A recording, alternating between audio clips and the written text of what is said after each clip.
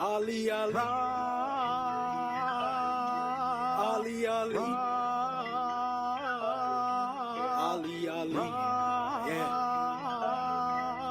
I praise Allah for these lessons. I'm striving to be the message, and I thank Allah for his blessings. Ali was the circle 7.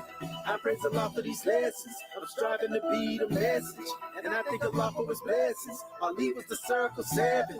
I praise Allah for these lessons. I'm striving to be the message, and I thank Allah for his blessings. Ali was the circle 7.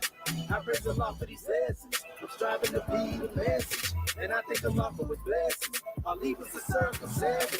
I praise Allah for these lessons. I'm striving to be the message, and I thank Allah for his blessings. Ali was the circle 7.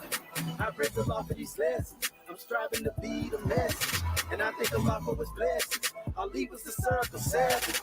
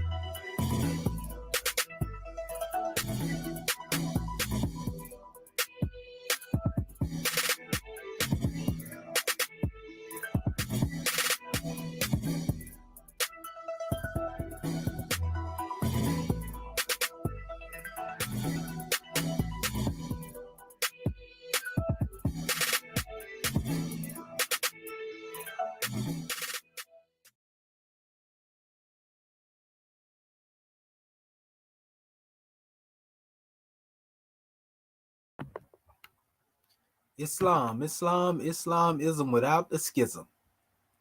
Want to rise upon the 7 and give all praises to the great God Allah, Father God Allah. We rise within the circle of justice, mercy, love, and right, giving praises to the great God Allah, and honors to his holy prophet, honors to our holy prophet, Noble Drew Ali, El-Hajj, Sharif Abdul Ali, that is. We give honors to our Moorish kin once again, here, there, and everywhere, and therefore honors to all of you who are continuously honoring yourselves by being yourselves. But let us call forth our beloved brother and Consul General of the Texas Territory and Consulate, Dr. Marvin Nathaniel Edwards Bey. We call him forth that he may open up the way. Islam. Islam, Islam, Islam, and gratitude. Yes, I'm Dr. Marvin Edwards Bey out of the Texas Consulate, rising, giving all praise to the great God Allah, giving the highest honors to his prophet, our prophet, Prophet Noble Drew Ali, Al-Hajj Sharif Abdul Ali, and giving high honors to everything that is Moorish, our flag, seal, emblem, our divine constitution, Holy Quran, Book of Ali, our Act 1, all of our officials, and a host, of course. And I'll be open the class according to law. And I'll begin with the Cometian Adept, Moorish American prayer. Ya Allah amnu heru mekanu. Ya Allah amnu heru netaru. Wow. Ya Allah amnu heru meku netaru. Ya Allah abheru. Ya Allah ma'at heru. Ya Allah hotep heru. Ya Allah heru. Ya Allah ma'at herkuti. Ya Allah awjet dejuti. Ya Allah patem sutek. Patem heru. Ya Allah bamaduti. Al hejrey up to Ali. Amen. Hallelujah. Hallelujah. Hallelujah. In transliteration, O Allah, the Father of the universe. O Allah, the Father of love. O Allah, the Spirit of truth. O Allah, the Spirit of peace. O Allah, the Spirit of freedom. O Allah, the Spirit of justice. O Allah, you are my protector. You are my guide. You are my salvation by night and by day. O Allah, through your holy prophet. O Allah, Drew Ali. Amen. Holy Issa, Holy Issa, Holy Issa. And now I'll read the Divine Constitution of Morris America. Salvation, our God, unity. Act 1. The Grand Sheik and the Chairman of Morris America are in power to make law and enforce laws with the assistance of the Prophet and the Grand Body of Morris America. The Assistant Grand Sheik is to assist the Grand Sheik in all affairs if he lives according to love, truth, peace, freedom, and justice. And it is known before the citizens of Morris America. The bylaws. Act 2. All meetings are to be opened and closed promptly according to the Circle 7 and love, truth, peace, freedom, and justice. Friday is our holy day of rest because on a Friday the first man was formed in flesh, and on a Friday the first man departed out of flesh and ascended unto his Father God Allah. For that cause, Friday is a holy day for all Muslims all over the world. Act 3. Love, truth, peace, freedom, and justice must be proclaimed and practiced by all citizens of Morris America. No citizen is to put in danger or accuse falsely his brother or sister on any occasion at all that may harm his brother or sister because Allah is love. Act 4. All citizens must preserve these holy and divine laws, and all citizens must obey the laws of the government because by being a Morris American, you are a part and parcel of the government and must live the life accordingly. Act 5. No organization of Morris America is to cause any confusion or to overthrow the laws and constitution of the said government, but to obey hereby. Act 6. With us, all citizens must proclaim their nationality, and we are teaching our people their nationality and their divine creed that they may know they are a part and a parcel of this said government, and know that they are not Negroes, colored folks, black people, or Ethiopians, because these names were given to slaves by slaveholders in 1779 and lasted until 1865 during the time of slavery. But this is a new era of time now, and all men now must proclaim their free national name to be recognized by the government in which they live and the nations of the earth. This is the reason why Allah, the great God of the universe, ordained Noble Drew Ali, the prophet, to redeem his people from their sinful ways. The Moorish Americans are the descendants of the ancient Moabites whom inhabited the northwestern and southwestern shores of Africa. Act 7. All citizens must promptly attend their meetings and become a part and a partial of all uplifting acts of Moorish America. Moorish Americans must pay their dues and keep in line with all necessities of Moorish America, and then you are entitled to the name of faithful husband. You must support your wife and children. Wife, you must obey your husband and take care of your children and look after the duties of your household. Sons and daughters must obey father and mother and be industrious and become a part of the uplifting of fallen humanity. All Moorish Americans must pay their dues. All Moorish Americans must keep their hearts and minds pure with love and their bodies clean with water. This divine covenant is from your holy prophet, Noble Drew Ali, through the guidance of his Father God Allah. Prophet Noble Drew Ali, peace and blessings be upon him, founding father and framer of the divine constitution and bylaws of Morris America. Now that this meeting has been opened according to law, in love, truth, peace, freedom, and justice, I will now turn the meeting over to Dr. Dendra Ani Akurta Bey, National Assistant Grand Secretary of the State. Islam? Islam. Gratitude, God, man. I am Dr. Dendra Nia Kurta Bey, but first let me rise and give praises to our great God Allah. I give honors to our holy prophet, Noble Drew Ali. I give honors to Act 1. I give honors to all my government officials. I give honors to our National Assistant Grand Sheik for this class this morning, and I give honors to our Council General of Texas, Dr. Marvin Edwards Bey. Council General of Texas, Islam. I will be reading chapter 57 coming from our Holy Quran, and it reads, Holy Instructions from the Prophet, Religion. There is but one Allah, the author, the creator, the governor of the world, almighty, eternal, and incomprehensible. The Son is not Allah, though his noblest image. He enlighteth the world with his brightness. His warmth giveth life to the products of the earth. Admire him as the creature, the instrument of Allah, but worship him not. To the one who is supreme, most wise and beneficent, to him alone belong worship, adoration, thanksgiving, and praise. Who hath stretched forth the heavens with his hands, who hath described with his finger the course of the stars, who sitteth bounds to the ocean that it cannot pass, and said unto the stormy winds, Be still, who shaketh the earth, and the nations tremble, who dareth his lightnings, and the wicked are dismayed, who calleth forth worlds by the words of his mouth, who smiteth with his arm, and they sink into nothing. O reverence the majesty of the omnipotent, and tempt not his anger, lest thou be destroyed. The providence of Allah is ever all his work. He ruleth and directeth with infinite wisdom. He hath instituted laws for the government of the world. He hath wonderfully varied them in all beings, and each by his nature conformeth to his will. In the depth of his mind he revolveth all knowledge. The secret of futility lieth open before him. The thoughts of thy heart are naked to his view.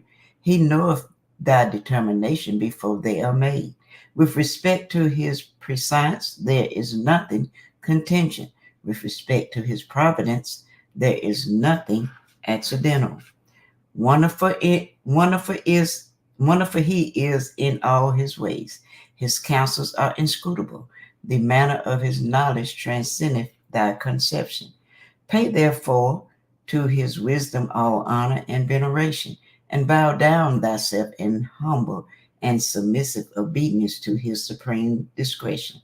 The Father is gracious and beneficent. He hath created the world in mercy and love. His creatures of his hand declare his goodness, and their enjoyment speak of his praises. He clothes them with beauty. He supporteth them with food.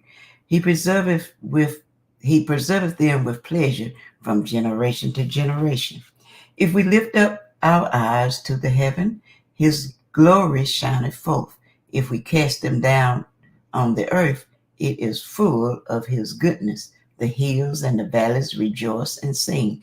Fields, rivers, and woods resound his praise.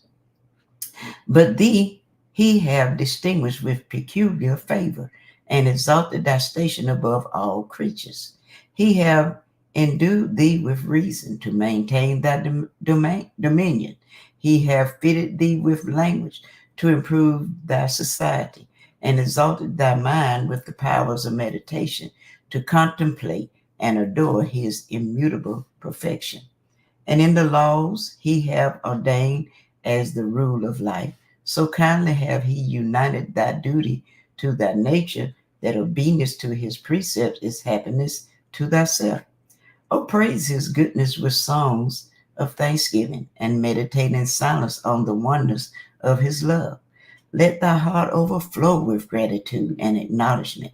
Let the language of thy lips speak praise and adoration. Let the action of thy life show thy love to his law. Allah is just and righteous, and will judge the earth with equity and truth.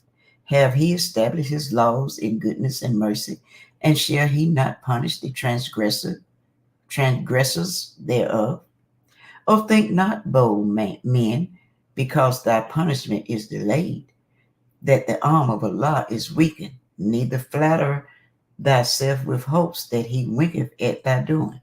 His eye pierces the secret of every heart, and he remembereth them forever. He respecteth not the person or the station of men, the high and the low, the rich and the poor, the wise and the ignorant. When the soul has shaken off the cumbrous shackles of this mortal life, shall equally receive from the sentence of just and everlasting retribution according to their work. Then shall the wicked tremble and be afraid, but the heart of the righteous shall rejoice in his judgment. O fear Allah, therefore, all the days of thy life, and walk in the path which he hath opened before thee. Let prudence admonish thee, let temperance restrain, let justice guide thy hand, benevolence warm thy heart, and gratitude to heaven inspire thee with devotion. These shall give thee happiness in thy present state, and bring thee to the mansion of eternal felicity in the paradise of Allah. This is the true economy of human life. Islam, Islam, Islam. I will now turn everything back over to our National Assistant Grand Chief, Dr. Sadu Amenti El Maheja Sepsuel. Islam, are you there, God man? Islamism, can you hear me, Goddess and Queen? I can hear you well. Gratitude. Islam, Islam, Islamism without the schism.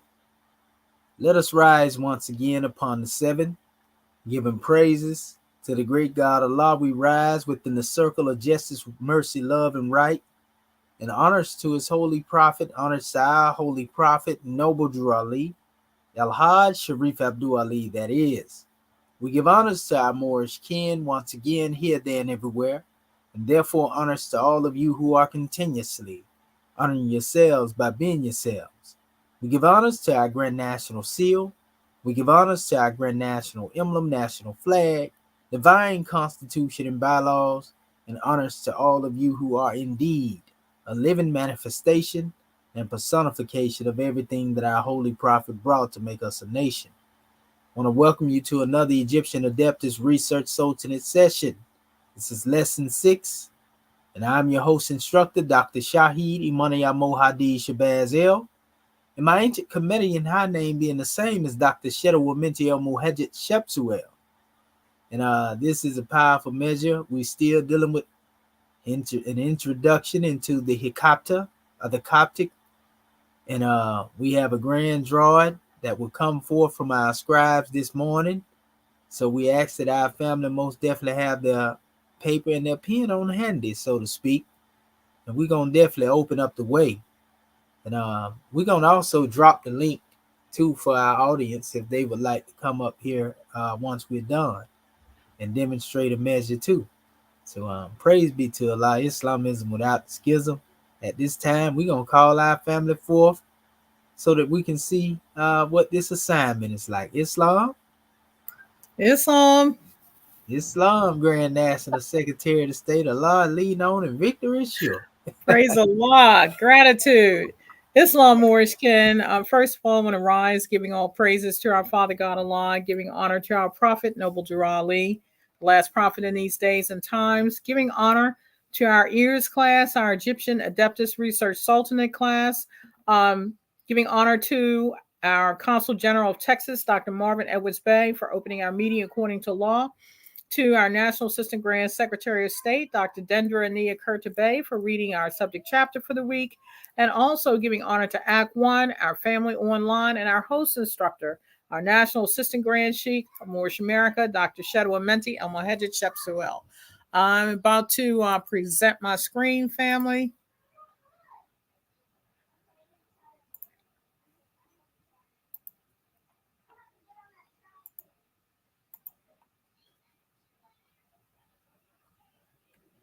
All right, we got you, Grand Secretary of State. Let me open it up a little bit here.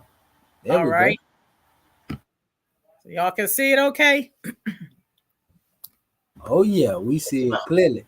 Islam. Gratitude. All right. Our assignment, family, was using the attached PDF.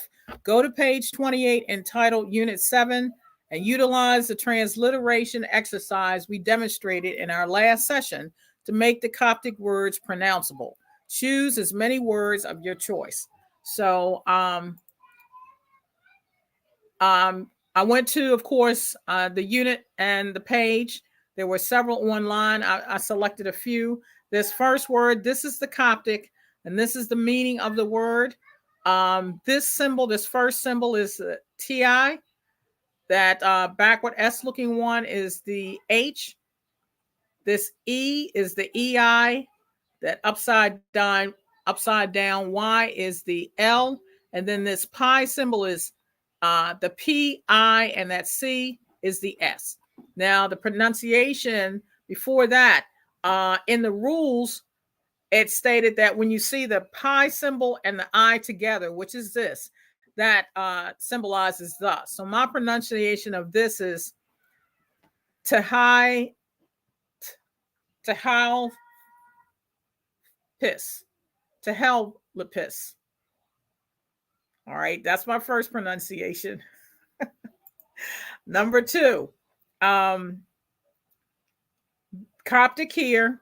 This is the meaning of the word. This first symbol is EI. That P looking one stands for the R. That symbol that looks like a W with a little thing on the bottom is a SH. And that's the A. But when it is mixed with this, when you see the vowel and this letter here, that last letter, it could be either the AY or the OY to symbolize the A. So I had Ear-Shaw or Ear-Shoy. Next phrase is when you see that little apostrophe here in front of the M, it's pronounced EM, M. So we've got the M here, M there. You see this symbol here is for the double O's. That is the TI, the symbol, EI, and then the N. So Enmutien. Enmutien. And this one, give me the books, is what it states as the transliteration. You see the M, the O, and the I. This N, that H is symbolic of the double E's and the I. And then this last portion, you see that little symbol over the N, that stands for N. You see the next N over here, I, that's pretty well. Now this symbol here could have been either G or J. I went with the G. This is for the double O, and that's the M. So this one is Moini Nagum, Enigum, Moini Nia Enigum. And then the last one, the symbol here is the TI. There's the K. We can see that looks like the A, which it is. And there's the TI again. You see the A and the N up here. Now, again, you see that little symbol before the M. That's pronounced as M. M for the M, O for the O, and K for the K. Tika T on Emok. So that's my assignment. That's my measure. Islam? Islamism, gratitude, Grand National Secretary of the State. Good job, and we love how you added the rules into the special measure.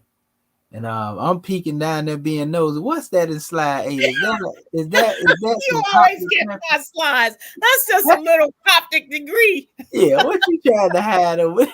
You always get my slides. Yes. We give honor to you, Grand National Secretary of the State. We know that you most definitely ready to go into that same measure there and even transliterate in those areas. So I'm getting there. Praise be to Allah. Goodness gracious, you did a good job. Gratitude. For the 7 slides. Gratitude. Peace and love, Morishkin. Islam. Peace and love. All right.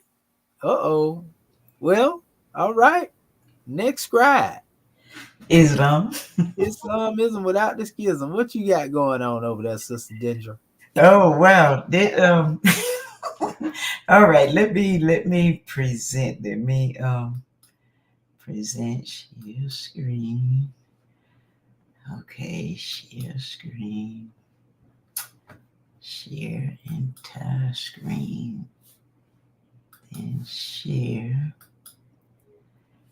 Okay, and let me. All right, we got you in the queue, Goddess and Queen. Alrighty. Let me pull that up, and I know I'm gonna have to make it bigger so y'all can see it. And I'm gonna make it, blow it up to 300. Okay, can y'all see that pretty good? Islam. As the goddess was saying, our homework was to use the attached PDF, and we were to go to page 28 entitled Unit 7 and utilize the transliteration exercise we demonstrated in our last session to make the Coptic words pronounceable. And you had told us to choose as many words of our choice. And what I did, similar to the goddess, I went to the page, and what I did was I looked at the Coptic, and I spelled it out, and this is the meaning over here. And like the goddess was saying, it was, I enjoyed doing it, but some of the ones on the other pages, they was a challenge. And I love the way the goddess, when she did the one with the M's, because I was going to try to get to them, but I wanted to make sure I understood it correctly. It was a little challenging, and of course, they're trying to pronounce these is a challenge for me. But I think I got the alphabets right, and of course, even in this one here, you got these rules. It says there are many complex verbs that have the prefix ep from the verb ipi, which means to do. In the imperative form, the EP prefix is changed to API. So some of the words that had the EP, you had to change it to the API. And so that's what happened right here. And so what I did was I went to my first word, and like the goddess was saying, as we understand that this little pi thing, we know that that's the P, and this is the I, and this little backward S is the H, and we know that look like a W. We know that's the O, and that's the B. And the pronunciation is, I might need some help with that, but I was saying is Fahab, and it means the work. And then the second one, it's got the EP. So now I got to apply that rule that they was talking about. And so when I applied the rule, you got the EP, you have to apply API. So that's API. And then right here, the little S, then the W again is the O, and then the B. I say that was the B. And that means to work. And the word, to try to pronounce it, I was thinking it was a fihab. I don't know. I know the God man to help me out when I finish. And then on this one was kind of tricky because that was the sometimes that T and the G look alike, but I went with the T anyway. And I know my scribes will help me out if I got that wrong. But I said that this was the T.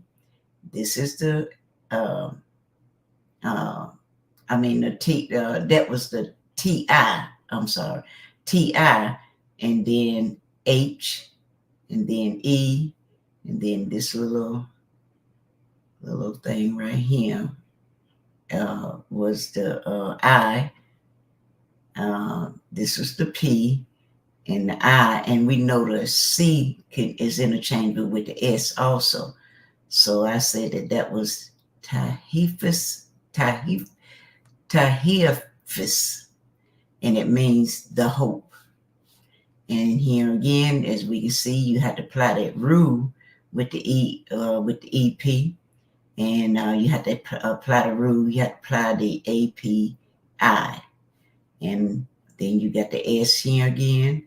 you got the E, you got the I. I said that was the I, and the P, and then the I, and I use the S again.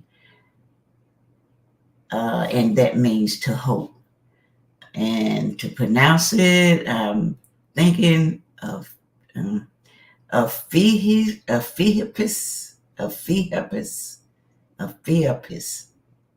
Anyway, I need some help with my pronunciations. Islam.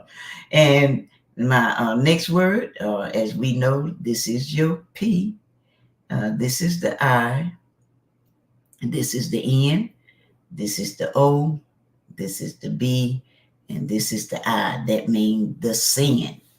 And to pronounce that, I was thinking that was Fanobi. And then the next word, you got the E pen. You have to apply that rule again, the API rule, when you got the EP at the beginning. And so that's going to be the API.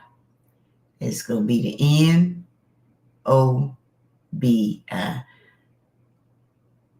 And to that means to sin, like I said, and to pronounce it, I said that's a penobi. That's what I was coming up with, but I know, like I said, I need some help in trying to pronounce it. And the next word, as we can see, that's the P, that's the I, and this is that little tricky one. I put two words there because that thing that looked like a W, but it got a little N on it, it can be SH or it can be the S. So that's why you see I put that here to let y'all know, it could be either or. And it means the benefit. And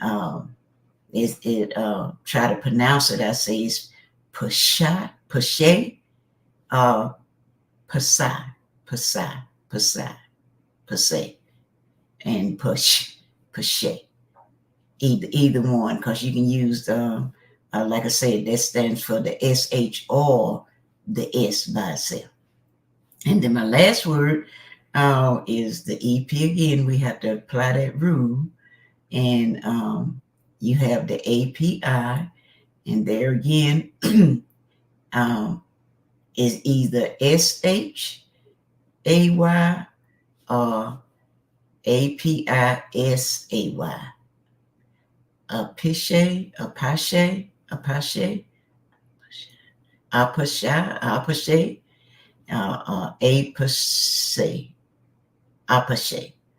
And that means to benefit. And as you can see down here, these were the words, how they changed. If it had the EP to it, you had to change it to the AP. So Islam, that's my assignment. I didn't, like I said, I wanted some more clarity on the rest of them. The M and the goddess did an excellent job on explaining the other ones, but these are the ones that I stuck with to try to do my assignment. Islam, so that's my assignment. Gratitude. Gratitude, and all is well. You put everything in there as it should be. So, the pronunciation is close to a lot of the same thing we done when we were dealing with hieratic and demotic. They add a few more little measures in here. Like the apihab, the pihab, the tahepis. That the hepis is what I call that's hope. The hope, tahepis. Okay. And also apihepis, which is actually to hope. We can see the same word is there. The only thing changed is the beginning. Right. Then pinobi, the sin in apinobi, which is to sin. We can see the differences between the P and the AP. And then pishe, is benefit, and then apishe is to benefit. So one is the benefit and one is so we can see basically that when the I is added, the is there, Uh-huh. so to speak, as opposed to the T, the P is there. So Okay. we see all of that. And yeah, you did a good job, sister, with the So, pronunciation. Dr. Shahid, so when would you know? Cause like I said, that little thing right That's there. always SH right there. If the way I, Oh, okay. yeah. So it'll always be sh. It won't be the s. Mm-mm. Oh, okay, okay. I needed some clarity on that because I saw it beside it, one of the charts that I had, Mm-hmm. and I didn't know. I said that's why I put it like that because I didn't know. But you said it, and whenever I see that, that's gonna be always gonna be the sh. Okay, Mm-hmm. gratitude is Yep. long. Yep. I'm learning. No, all is well. All is well. Like up top, you could have put two O's right there, but there ain't no pressure on that either. See, Okay. because that W represent two O's Oh normally, yeah. but Mm-hmm. it carries over. Sometimes it represent a U. You know, Right. Right. we know Right. how that one go, but praise be to Allah. Islam. Islam, great job. Islam. Gratitude. Peace and love. Gratitude, peace and love. Oh, All right. But what about our beloved brother Marvin Nathaniel Edwards Bay? Here on gratitude. Yes. Yes, this is Dr. Marvin Ellis Bay. I'm ready to present what Well, what you waiting on? no, Go ahead, it's already done. God. Go ahead, God. Okay, We over here just messing with you, poking the bear. hmm, okay, Grand so job, scribe.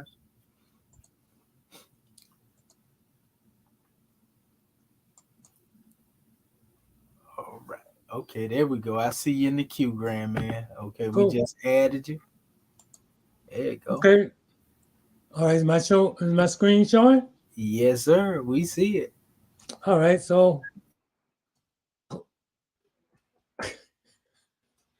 I don't know. I hit another button. I'm on my I'm on my laptop. My fingers. I'm not in my particular setup, so I'm visiting. Okay, okay. Basically, it's our symbol, and Islam, Muslims. Assignment of our homework will consist of using the attached PDF. Go to page 28, Unit 7, and utilize the transliteration exercise we demonstrated in our last session to make the Coptic words pronounceable. Choose as many words as your choice.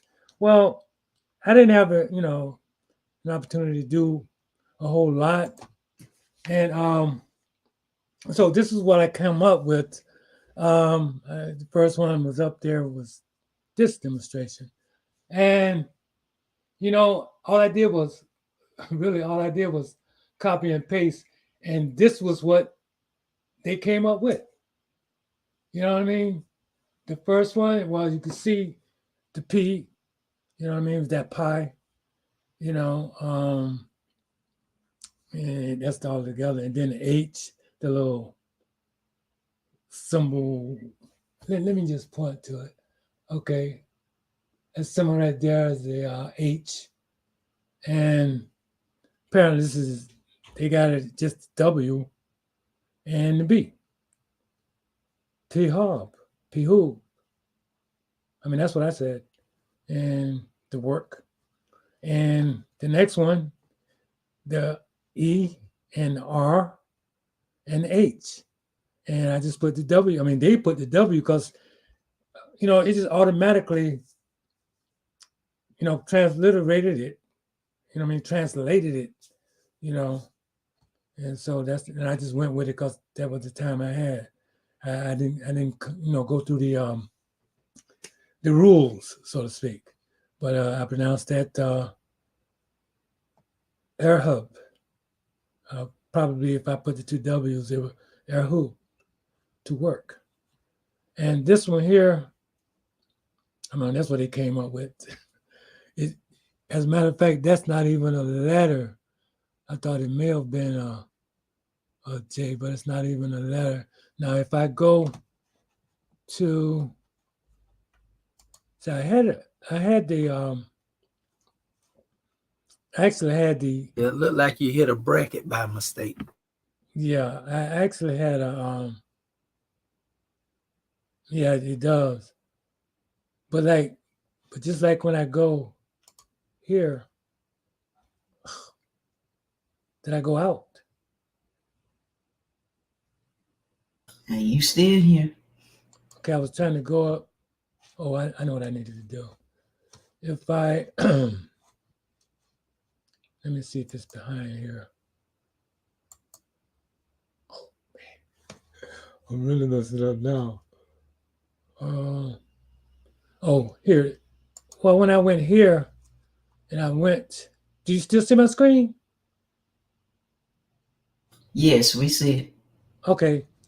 Okay, well, anyway, I brought up the alphabets. Did you see the alphabets up there, guys? Yes. Okay. And if I could go back to that, that number 3, which looks like a T. And if I go over here, if I can find that, okay, that's it. That's a day, right? With transliterate. Okay, I got a quick question now. To me, that's a T there, but it's DI. I guess that goes back to the D and the T being um, how do we put it? I mean they can be interchangeable. Anyway, so go back here. So that would be the Helpic or the Helpic, Delpic, the hope. Okay, so I was just keep going. And the next one, that's the E, the R, the H, E, and that's the L, P, I, C. Oh, you see, that's how they put it. Helpic. Okay, the next one, number 4. Wait, yeah, number 5, right? Is you got the P, the I, the N, the O, the B, and the I. And Pinabi, I think I heard you pronounce that. The sand. Let me get rid of this. Okay, and 7, because I did 8. Okay, 7 is Pisal. Right here. P, I, and apparently they transliterated it with an S, an A, and the U. Pisal. And which is the benefit. And number 8, that's the E, the R, they made it A, S, A, and U, ERSAL, to benefit. So that was the extent of my homework. Okay. And I stand to be corrected where needed. Islam? Islam, all is well, brother. You know, everything is good. Other than when we deal with the W symbol, I always remember that's a double O. Oh, right here? The P-Hop, Uh-huh. or sometime it may be a U, but nothing wrong with that. Okay. And then the other portion, was the T, I, This one right here? which is synonymous with the DI. Right. Yeah, sound shifting, they go both ways. You'll see it, and that's actually it's Delphic. Right. The healthic, the way they put it there, thealfic. Right. So praise be to Allah. Other than that, I see, let me see right here, under the benefit, that was pretty good as well. And then the other one was all right. The other one should have been SH though. That E You should have know, been SH. yeah, what ERSHAU. Oh, right here. Yeah, a shade, Okay. a shade, Okay. SH. you Okay. know, shade, like to benefit, so to speak. All So, right. other than that, you did a grand job, and it's just a few measures, that we'll pick up on here and there, Yes, sir. learning. But grand job, scribe. You did a good Gratitude. job. Gratitude. Yeah. I hope Other I than can that, get it back. just took a lot more repetition. Right. Islam. Yes, sir. Yeah, Okay. repetition is what lock everything in. You know what I mean? Right. Okay. Yeah, but praise be to Allah. Islamism without the schism. That's all of them. Without the So schism.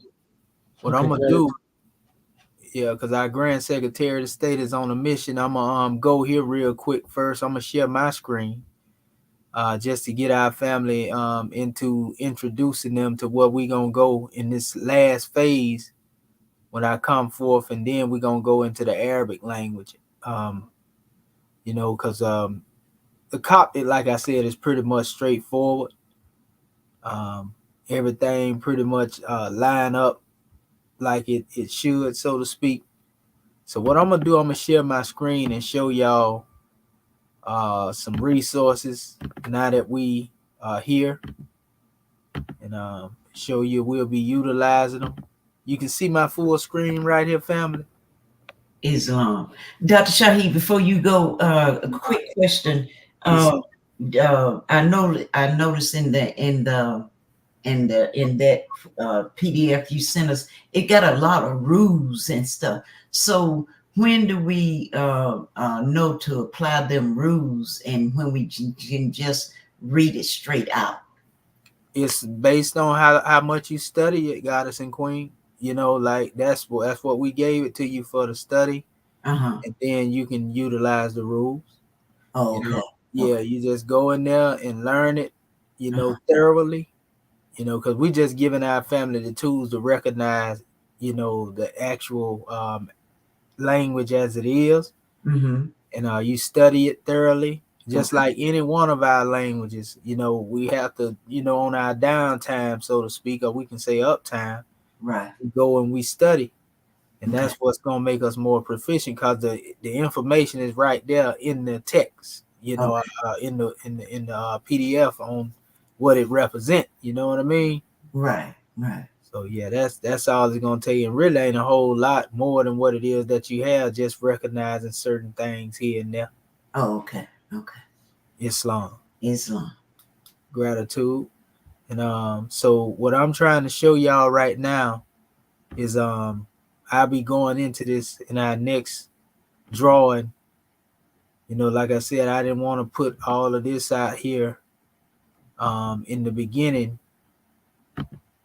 because it would have probably confused our family more than anything. But this actually links up to a lot of different measures. Y'all already seen this dictionary right here. I'm gonna click on that in a minute. I'm just showing you, different aspects. There are certain things that you can find by navigating through here. Um, they give you different aspects of the words and how to get into this thing. We can browse a whole lot. Some of these things you're gonna have to kind of see. They got the Coptic E.A.R.S budge. They tell you the Lima morphology in the word. If you want to go that far, you don't have to dig that deep if you don't want to. But I'm saying learn as much as you can, in order to become familiar with the different texts and all of that. These are just different tools, family. You just click on them and they're gonna tell you everything that they represent. But there are certain things I'm gonna point out real quick. For example, in this one, the first one I went into, It give you the different works that you can find. Like, for example, here's the book of Ruth. You click on it. This is Old Testament. Then it actually take you into the book of Ruth, and you can see, click on that there. They had an analytic, which allow you to go deep into the text, and you can click on different words. It's going to take you back to that Coptic dictionary I was showing y'all earlier. And this is where you actually see the definition for the words here. See, this is the word, which is ebol, and this means out, forth, outward, and this is in French, dehors, or lion, English, so we have different languages expressed, but this is your definition for the word here. Rest assured on that. Islam? Islam, brother. Okay, I noticed that picture's kind of like over the whole screen. What picture is over the whole screen? I mean, when it was just showing, just like part of it was cut up top, Yeah, because it's expanded. It's blowed up. See? Okay. Yeah, that's so that the people can see so it. you're just focusing on that part there. Okay. Yeah, most definitely. So the people can see it. Gratitude. Islam, gratitude. So, basically you come over here and you can go into the Lima. I'm trying to pull that up. And it got different words where it pull out different word occurrences in here. And it'll take you certain places too, to different words. I'm just pulling this up. This random. I ain't pulling it up on purpose. We see the doesis, is what that is. Doesis. That's the letter D, O, the A, and the I, and the C is S. And this is Lord, Master, Owner. Theosis, like Theos, almost, mistress, owner. So it not only means master, but it means mistress as well. So that's applicable to a woman, or a man. So going further into this drawing, it actually show you other aspects where the same word ebol is used throughout particular texts. You know what I mean? And it goes into filling all their requests. Here, it means forgive me. Another aspect which leads if it casts out. They give a whole bunch of different expressions, just like if you was in an Arabic dictionary. Then they go down here into the word bowl and in ribol, different words that connect to the similar root. Outside, outwards, outside, independent of, beyond, out of, beyond. So they're giving you every aspect that you can go into in connection to these drawings. And as we go on, we still see the abol root here. The bol, the B-O-L is the main root. Far, distant, away from, before. So this is mainly dealing with going outside or going out of, see even here, Kabul, cast forth. So it's similar to like when you're looking at Arabic, when you find a root, the root pretty much explain a whole lot. Now you can go into a rabbit hole, by clicking on different aspects of this here too, and it'll take you into other areas where you actually find this word, like here in this dictionary. Let me blow that up. And you see the same word up here, and they using bold, but they use that W symbol with the O. Sometimes you see the double O, or you'll see the U, and so forth and so on. So this is just another, and it's advanced.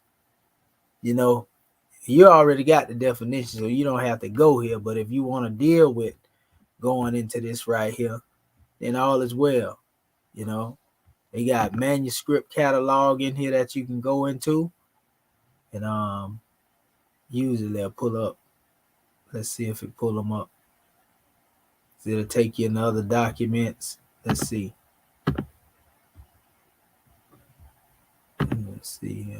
They ain't giving it up on that one, but it's okay. You know how Rome is. But yeah, you can go through here and find many different words. You see? That's Moab right there. I seen that too. We know what Moab is. They talking about roof, so it ain't strange, huh?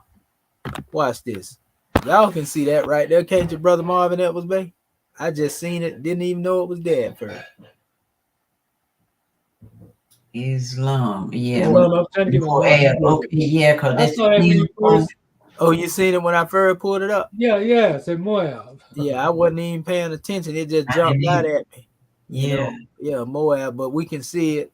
That's what I'm saying. That's why I say Coptic ain't really that hard to look at. You know what I mean? Right. Just It's working just with certain, it.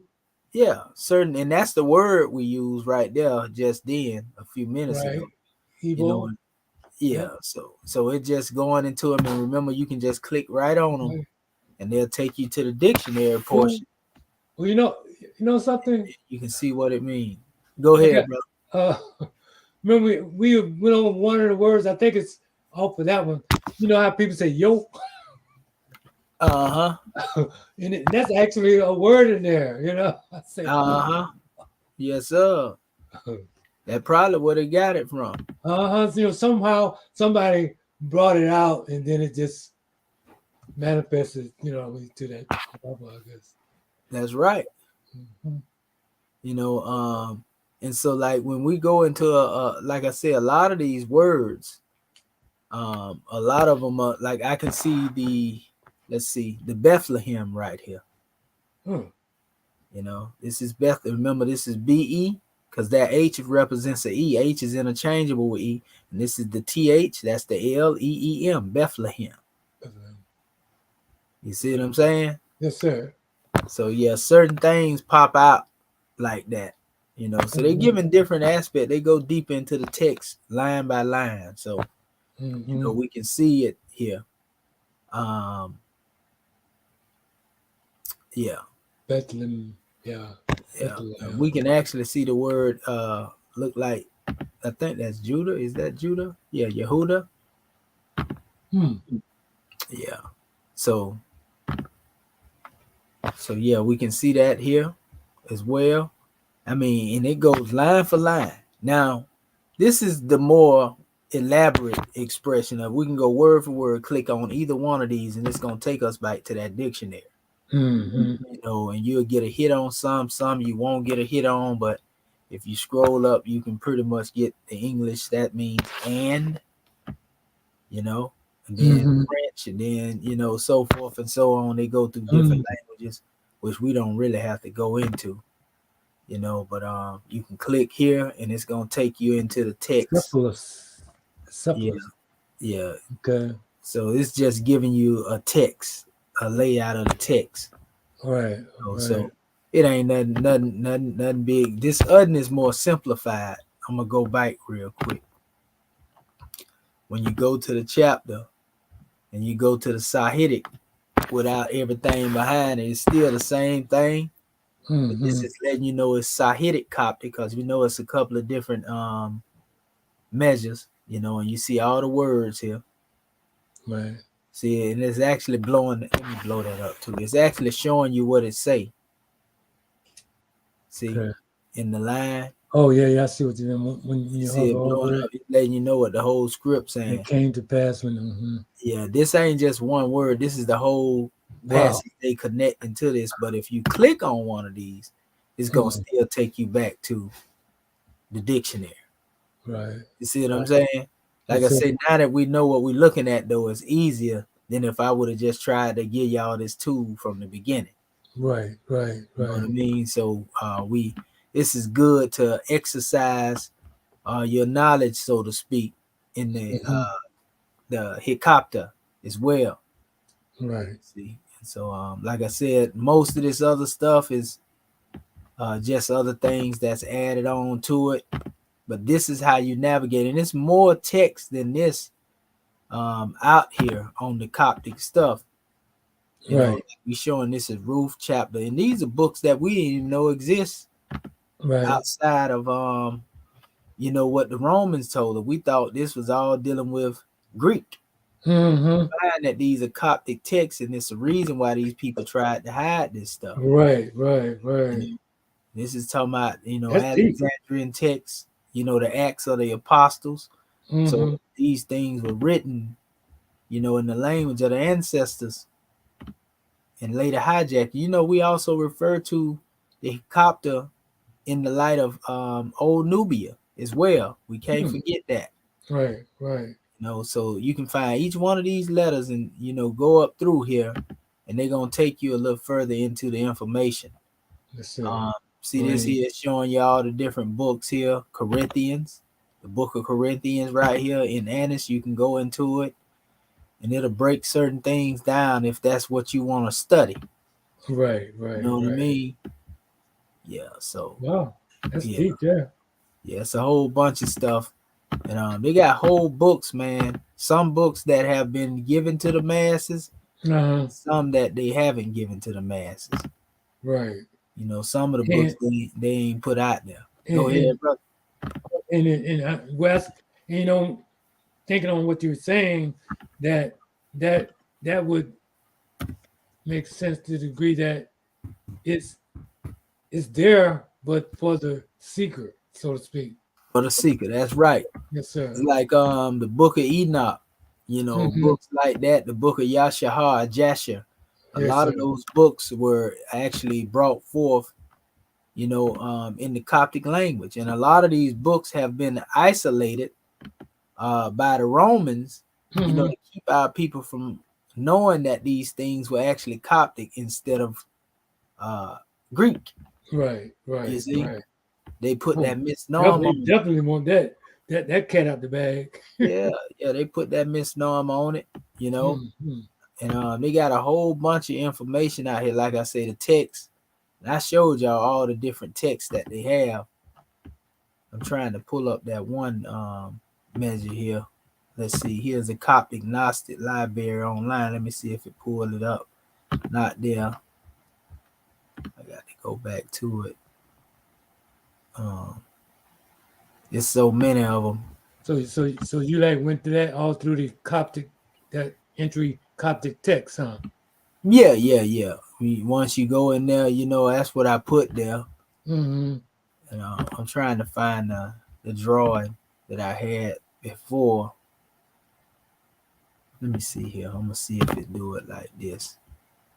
Because a lot of these things you can actually go and find the different actual texts. Right. Different books that they have. Trying to pull it out. So that pretty much would be what we looking for, so to speak. Well, you know, it's just more information added on. You know, it ain't nothing different. It's just different. Okay, I see. Aspects of different books. Like you can find this stuff just by going through here. You know, and a lot of this information is like you just go through here and pull it up. Like we just hadn't been taught about a lot of this stuff, and so we always have been going off of what it is that Rome had given, so to speak. Right. You know? You see, like this is what they always trying to get this stuff mixed up at. Right. When they're making them type of statements, we already know what's going on. What's wrong with that, Brother Marvin Evans? Well, ain't no such thing as Greek. There we go. There we go. There we go. It's Coptic. You know, and if Coptic came directly from the ancient Egyptian, the reason and the logic behind it, you know, once you understand that right there, how in the world you gonna call something Greek when it's called Coptic? Right. You know, there they go again trying to superimpose themselves into the history. I mean, they like terrible with that. Terrible with it. You know, and this is all to add themselves into this information and make it seem like it was there. And you know, like, and our people fall head over heel into that. Yeah. You know what I mean? Yeah. They accept it. I was talking with my brother, my son-in-law. And I mean, we had a conversation, man. You know, I just told him like it was. You know what I mean? Yeah, North American prophet Noble Drew Ali. Yeah, he was our prophet. Went to Egypt. I mean, I just went down and told him the whole scoop. I mean, from what he asked me, because he was asking me about me, so I told him just like it was. Yeah, you supposed to. Yeah, you don't. Just like that's how you got to be. The same way ones be inquisitive and right. You know, trying to stick their chest out, you got to give it to them uncut. Yes, You sir. know what I Yes, sir. mean? Yeah, Absolutely. you got to get it to them He uncut. told me you want Say that again. he wants some of my little. You chopped up like it's lagging real bad, brother Marvin Epps, but I can't hear you. And he breaking up. Try to speak again, brother Marvin Epps, Bay.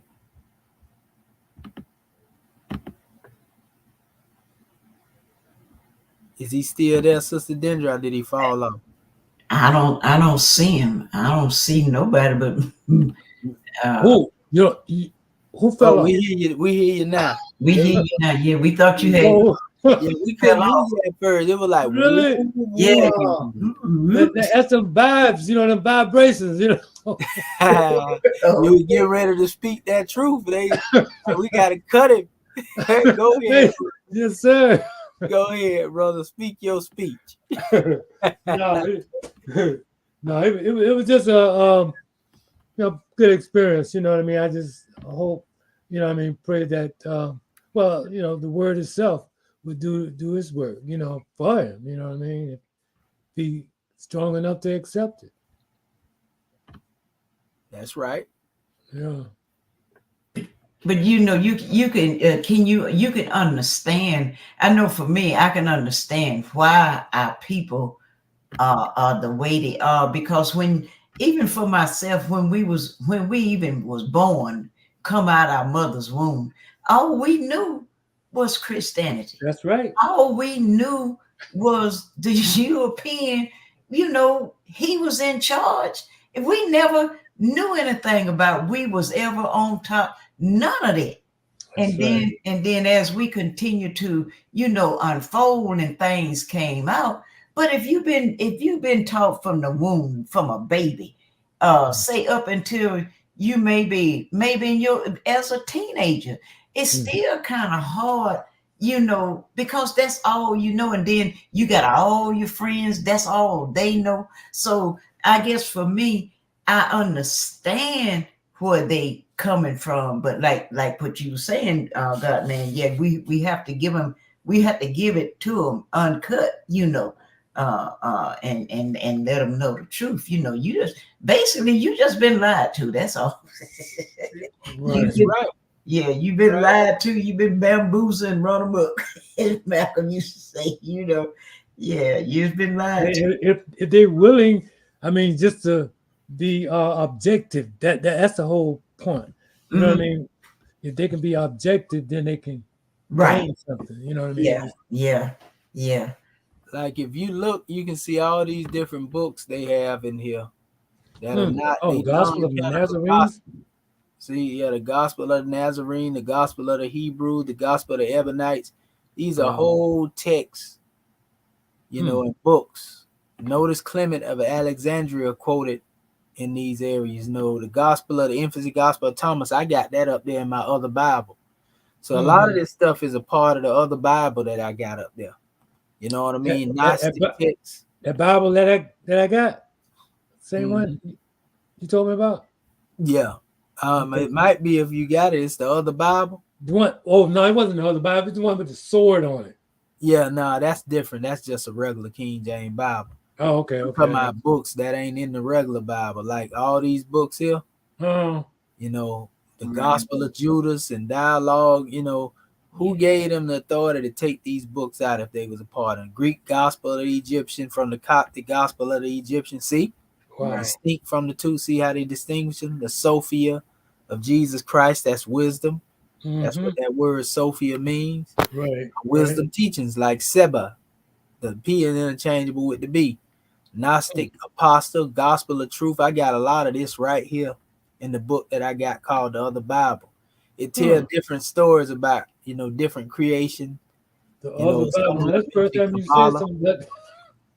See, look right here. All these books here. The Acts of Andrew, Barnabas, Acts of Barnabas, the Acts of John, the Acts of Mary, the Acts of Paul, Peter. You see all these books that done been took. The epistle of Barnabas, Clement. So they chose from all the books they had to create the Bible, and a lot of these books was there, but they chose not to put Right. Right. Ain't that something? so Yeah. Yeah. all these books they left out. Yeah. That's why we know they ain't got the full gospel. Mhm. Right. Right. That it's all partial. See, Mm-hmm. the gospel of the Savior, the four heavenly realms, gospel of 12, which probably deal with all the disciples. Look at Mm-hmm. this stuff. It's just going on and on and on, Wow. family. And these texts actually exist. Mm. And Right. all this is dealing with Coptic texts now. Right. Look at it. We talking about New Testament Apocrypha. A lot of this stuff is in the Coptic. Wow. You see? Mhm. It's Sure. right there. Yeah, they got the pepper right there. Yeah, that's the actual papyrus. But Mhm. like I said, there's a lot more in here. Hold up, Mm-hmm. I'm gonna do this real quick. I want to go back to one of our first lessons. Let's see here. I'm gonna go to my videos, and then I'm gonna go back, and I'm trying to pull up a particular catalog. I can't find that link that I'm looking for. So what I do, I go back through here, and I can probably find it by going into um, the recent video on it. Okay, this was okay, so it would have been in the last. Let me go back. Okay, so it's there. I'm gonna go down here to the bottom. Okay, I gotta go to my lives. Okay, now down here. Okay, that's the demotic. Okay, we dealt with that. Demotic there. Let's see. That's the demotic as well there. Let's see. Go back down here. Go back. Okay, so we should find it right down here. Let me see. Yeah, this is the one right here. I'm gonna go into it, and it should have a. I want to pull up a particular drawing we had. Kills 99.9% of germs without a smell that kills the Is that the virus. introduction to Heka-Ptah? Or Yeah, same thing we in, but the first lesson. It's a particular Heka-Ptah. area that I'm trying to find. Today, Which Wow. one of the best action movies ever made. running man. It's on digital. Coptic. Tom Cruise. That's deep. You're in? Broke that down. Buy or rent today. Here we go. Okay, I'm trying to pull it up here, and we should be able to. Let me see. I'm just scrolling through here. Let's see, and then once I get to what I'm looking for, I pull it up. It should be in this one here. Just give me 1 second. Okay, yeah, there you go, right there. That's what I'm looking for. Mm. Right there. And this is actually the archive.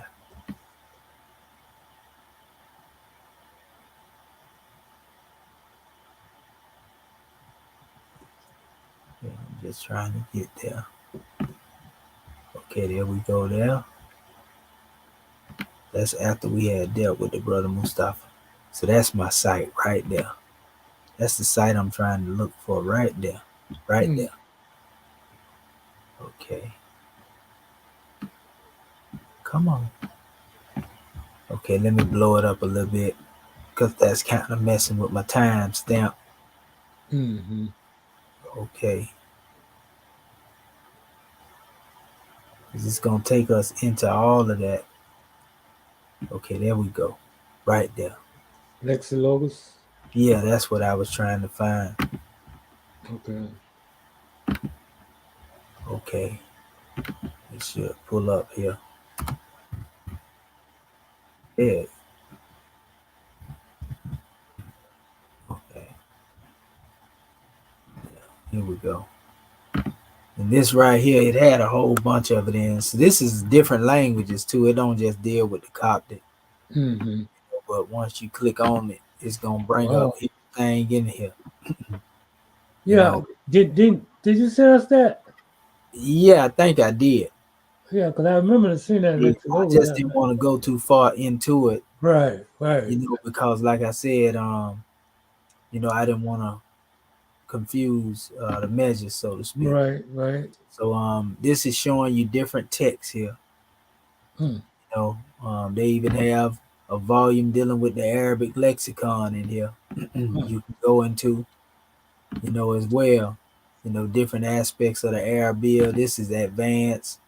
We'll get into some of this type of stuff though in the future. Right. A lot of this goes into the biblical aspects of Arabic. You know what I mean? Hmm.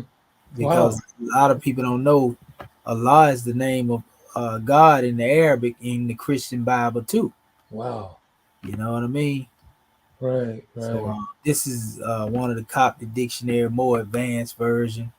This is Hmm. one of the dictionaries I was telling you that if I would have pulled them up, you know, Hmm. and once you get into them, I'm trying to pull up some of the words. They didn't put it here. Okay, there we go. Like certain aspects. See, they talking about old Coptic and all that, but Hmm. you can download the different aspects of the font. You can go letter by letter. Hmm. You get into this though, see how advanced it is. Right, right, right. You got to literally know the Coptic, or you gonna be word for word. That's why I didn't introduce, this stuff right here, until we went into, our particular drawings. You see what I'm saying? Right, right, right. So they got different words here. Like, okay, that's the word right there. You know, that's Hmm. L. Yeah. L. So that's the main root right there. You can see it. You know, Hmm. Right. see it at the top too. That's And if you scan through here, God made man, and you can see the different things that they going into. But like I say, this is extra. hmm. This is definitely, you got to put your time into this here. Yeah, You know, that's fortification. yeah, you got to do that. That ain't something that can just be taught overnight. You know what I Right, mean? right, right. Um, Definitely. this is a lexicon to the Old Testament. It's in the Hebrew. So you can find things there and just click on a letter, and it'll Hmm. take you exactly where you need to be. Okay. You know what I mean? If you already got the dictionary that we have, though, the Strongs, it's Hmm. basically the same thing. The Strong dictionary that I had our family get Yeah, yeah. with the I got Hebrew, that one. you got Yeah. that right. Yeah. Right. You can go by number and find a lot of this. So I'm just showing you all the different tabs that you can click Right. on in this area. This the logos demonstration. This is Hmm. the dictionary of Coptic. They Hmm. didn't show nothing right there. Some of them will be like that. This is Hmm. another Coptic dictionary here. Let's see what they give us.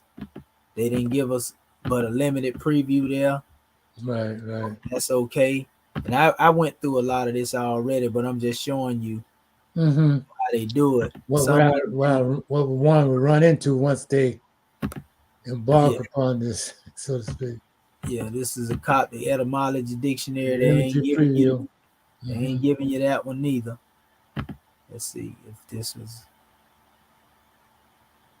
okay. I think this one right here we might be able to go into. This Hmm. was it's limited too. Yeah. But you see, they ain't giving a whole lot up, and there's a reason for that. Now here's one, because it's coming from Google Books. Right. Right. You can get in here, but you see how advanced it is. Right. Right. You got Latin in here. You got to know a little something. Yeah, you got Latin script in here. Wow. See That's it? deep. Yeah, all this is basically got Latin script in it. Good luck for trying to find something in that. Hmm. So you copy words Wow. in the Latin, Right. you That know. that's So like that's like that. that show you that it's old though. It's an Hmm. old book, you Right. know. Yeah, it's definitely old. And let me see. They didn't get a date right there, but you can you tell it's about from the 16, maybe the 1500s. Wow. You know, let's see, we got another one here. Because this is going to lead up to the area I'm trying to get us to. I'm just showing you the different tabs Right. where you can find the majority of the resources on this right here. Yes, sir. This is one dealing with the archives. Let's see. I think this one right here definitely will take us. Here's one that takes us in there, but it's advanced. Mm-hmm. See what I'm saying? So you Right. see a lot of the Latin language in here too. Mm-hmm. See the Coptic words. Yes, sir. You know that's speaking of like a fetus. This is Hmm. actually speaking of the look like the But female. that's a Volvo. Yeah, that's. Yeah, they're speaking of female Uh-huh. Yep. symmetry. So certain thing we can pick up on just Right. by language and so forth and so on. This is another one. This is Latin as well. They already said it. This is from Oh, Coptic glossary. yeah, this is a Coptic glossary and it's in Latin. Same thing. Wow. We can't do too much with that unless we know some Latin What's the fluent. name? Right, right. Yeah. And I had to go Now, through a lot of this. Hold up, that's the same one. quick question. Uh-huh. So the Latin, would that be what he took the Coptic and remixed it, so to speak? Yeah. Basically, that's where everything came, out of Mhm. Latin and then the English evolved. Right, Certain right. things you can see, like we was able to see certain things, Mm-hmm. Right. like this one here. This is in our. Here's a measure. Here, see the Egyptian element of Andalus. Loan words in Andalus. They showing you Egyptian Arabic, Coptic loan words Mm-hmm. that was adopted. So this is a good measure here. This is a good drawing to go into, and that's why I told y'all I was taught Egyptian Arabic, and Right. so it became useful in what I'm doing now because it's in Mhm. line with the pronunciation, so to speak. You see, Right.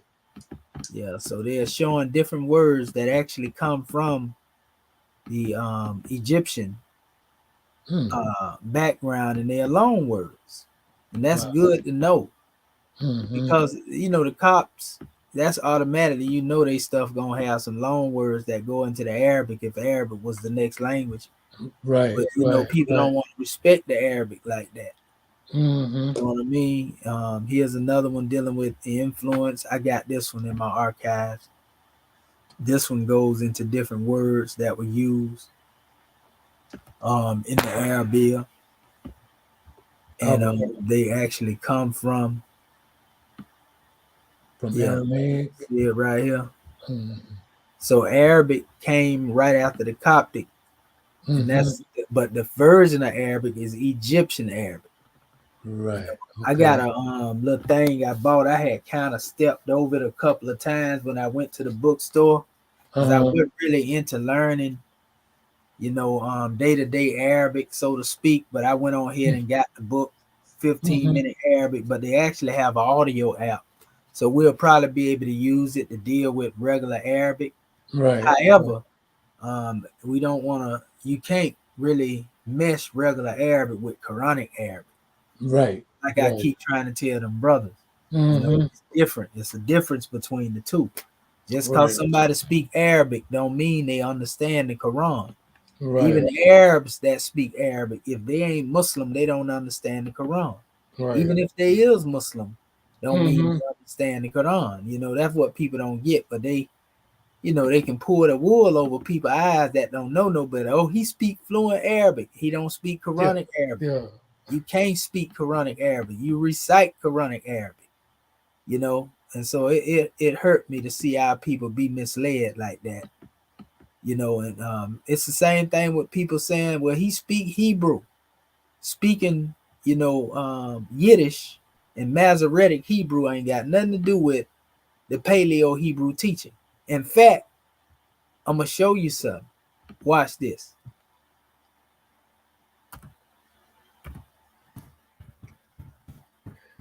Man, this place is messed up. I say it seemed like someone was, like when I was in the army, I dealt with I worked in communication, you know what I mean, a radio teletype communication. And, you know, when I first started out using, they call them a prick 25. It's a radio that they put on the back. And I don't know, there are ways where they can interject, what they call it, where they scrabble the communication. You know what I mean? And this is Yeah, what yeah, reminded yeah. me Decrypt, when you were speaking, decrypt. and some, you know, some you was, as you was about to get to a key point, it kind of like went out. You know what Yeah. I'm saying? That's what I'm thinking be happening a lot of times. What you talking about? My voice change? Yeah, exactly. Yeah, yeah. That's what happened to yours. That's what I was talking about earlier. But Hey, that's but something. anyway, like what I It's- was saying is, you know, like you see this Hebrew, right? Even the concept of Hebrew was considered dead at one time. They said it was revived in the 19th, 20th century. It's the same time they call themselves bringing, you know, Egyptian in as a language. Wow. You see? Watch Mhm. this. Watch this.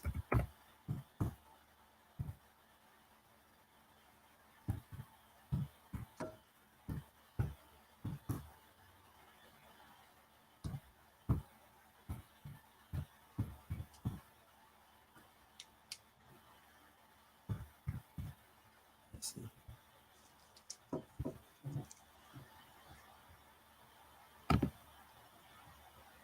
See this here tell you the official language Of of Egypt is Arabic. Egyptian. When they say Egyptian now, they talking about the Arabic, the Egyptian Wow. Arabic, the dialect that I was taught. I know, you know what? And you were saying that when we first started getting into this area. Yeah. I You recall see, you know saying that. yeah, see how they talking about Arabic, Coptic, Nubian. Now watch this. You think that's something? Watch this.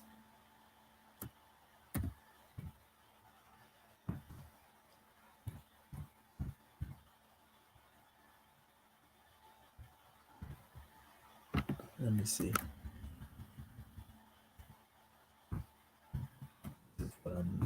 Right here. You cannot speak hieroglyphs. Hieroglyphs are a written system and used to write language called Egyptian.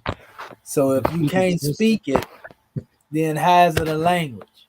Right, right. You see what I'm getting at? Yes, sir. I see that exactly. Look at this here. Cannot speak Egyptian. This language of the ancient Egyptian has been dead for more than 1,500 years already. The ancient Egyptians did not write any vowels, just consonants. So we do not know what their language sounded like. So if somebody get up there and they go to telling you that they Mm-hmm. teaching hieroglyphics and they teaching the metaneta, how?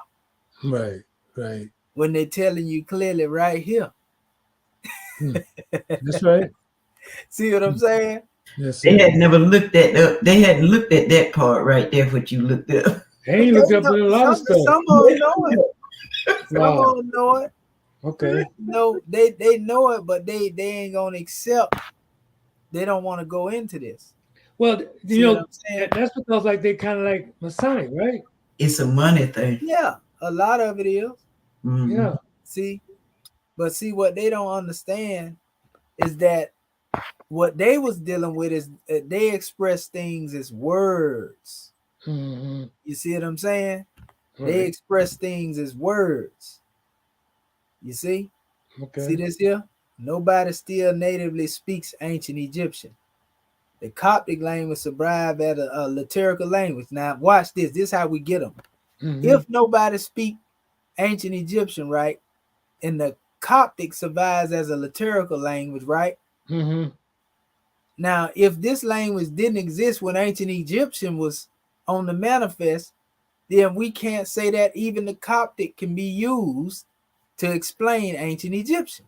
Right. Because Coptic didn't exist. But that's what they have, dictionaries that come up in the Coptic language, and then they tack these on to the pictures, and then say, okay, this right here means this. That's why we see in the Coptic dictionary pictures on the side of, you know, Coptic letters. Right. You got to remember, it's plain, simple. Right. Think about it. 3,000 years ago, the Coptic language didn't exist. Mm.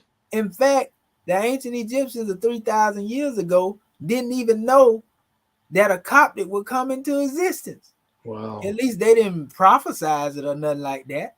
Mm-hmm. So if this came into existence 3,000 years after, it's just like Prophet Muhammad with the Hadith, people speaking them 200 years after he gone. Right. How right. can you say that this language that didn't even exist can be used to decipher a language that existed 3,000 years ago? Right. That's what it's saying. It don't make no sense. Don't make sense, right?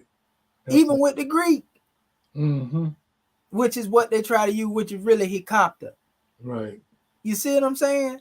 Yes, sir. If people can comprehend that right there, that's it. Right. They can move on. They can move on. You know? Right. And so you have to find an alphabet chart that exists during the time of the ancient Egyptians. Mm. You have to find a phonetic chart that exists during that time. And that phonetic chart come up out of the hieratic. Wow. And that hieratic is something that they don't know. Right. Hieratic is Ray in Kemet, Metal Ray in Kemet. That is the language of the Egyptians.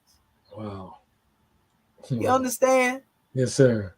And then when they were using the glyphs represented people, places, and things. Yes, sir. People, places, and things are not single alphabets. They consist of words. Right.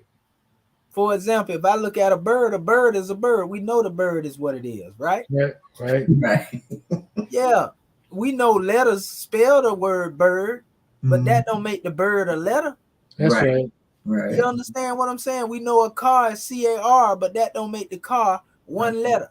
Right. So that's what it is. So when the ancestors dealt with these things, they would call ideograms, ideas. Right. You know, these were, and that's why we go into the metaphysics behind it. Right. You know, wasn't no alphabet chart on the manifest during the ancestors' time. All that came with Champollion in the 19th century. I got a quick question. Emoji today is basically a modern hieroglyph. Wow.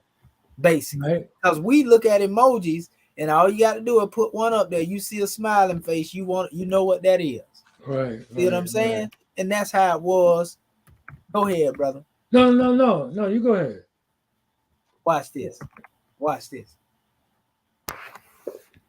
Emojis versus hieroglyphics, right? Emojis are classified as a pictographic and ideographic writing system that uses symbols to represent an object or an idea rather than specific words. This is what hieroglyphics was. So the Egyptians was basically demonstrating the first emojis, right, written in stone. Yes, sir. Wow. Although at first glance, hieroglyphics may also appear to function in a similar way. The language is actually far more layered and complex. Right. So hieroglyphics is nothing more than ancient Egyptians' precursor, which deal with emojis. Right. Wow. They represent words, then things, objects.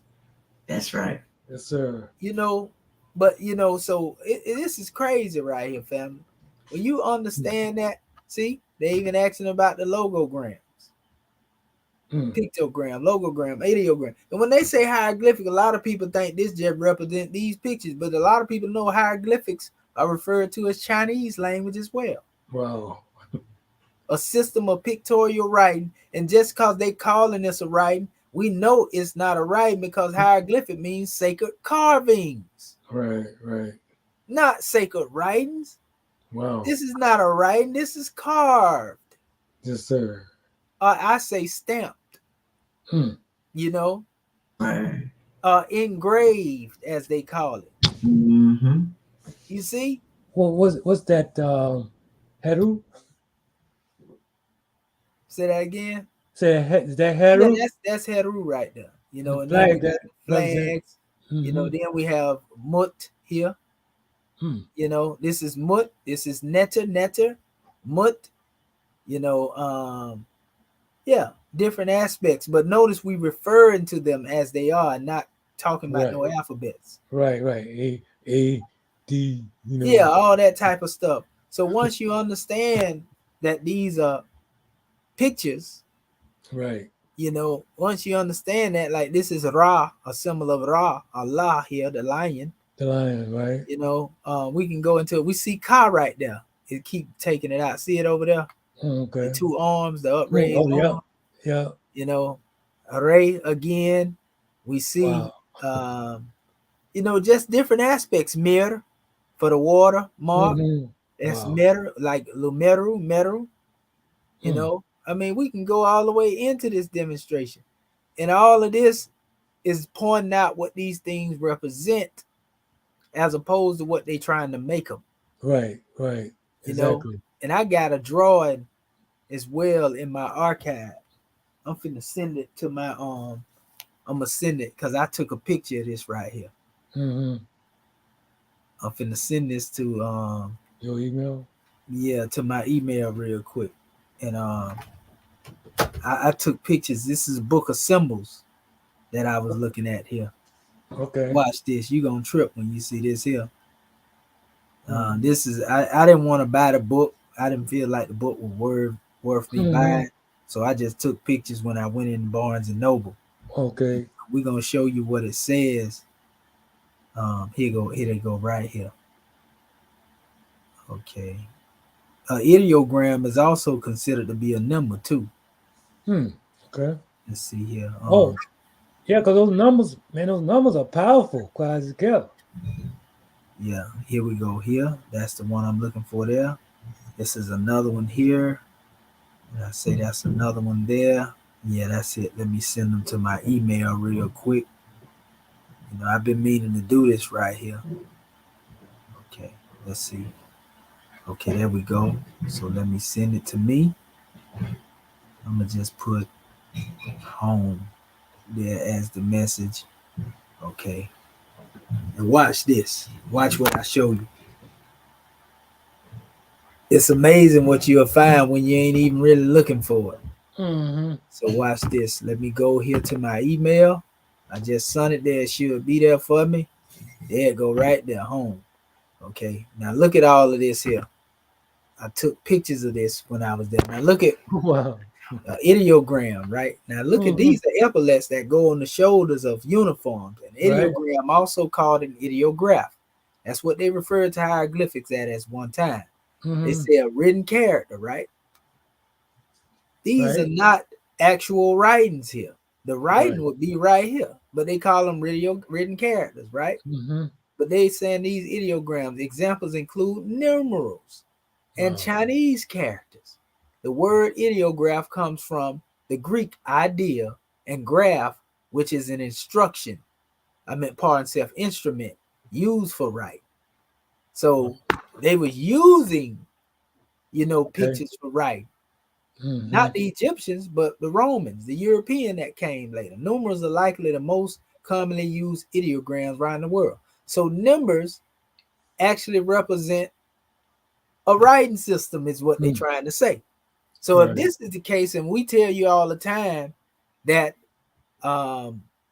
what you call it, gematria, you know, it represents a true way of transliterating the glyphs, and we done demonstrated this a couple of times. So that's the true aspect of the decipherment, the numbers.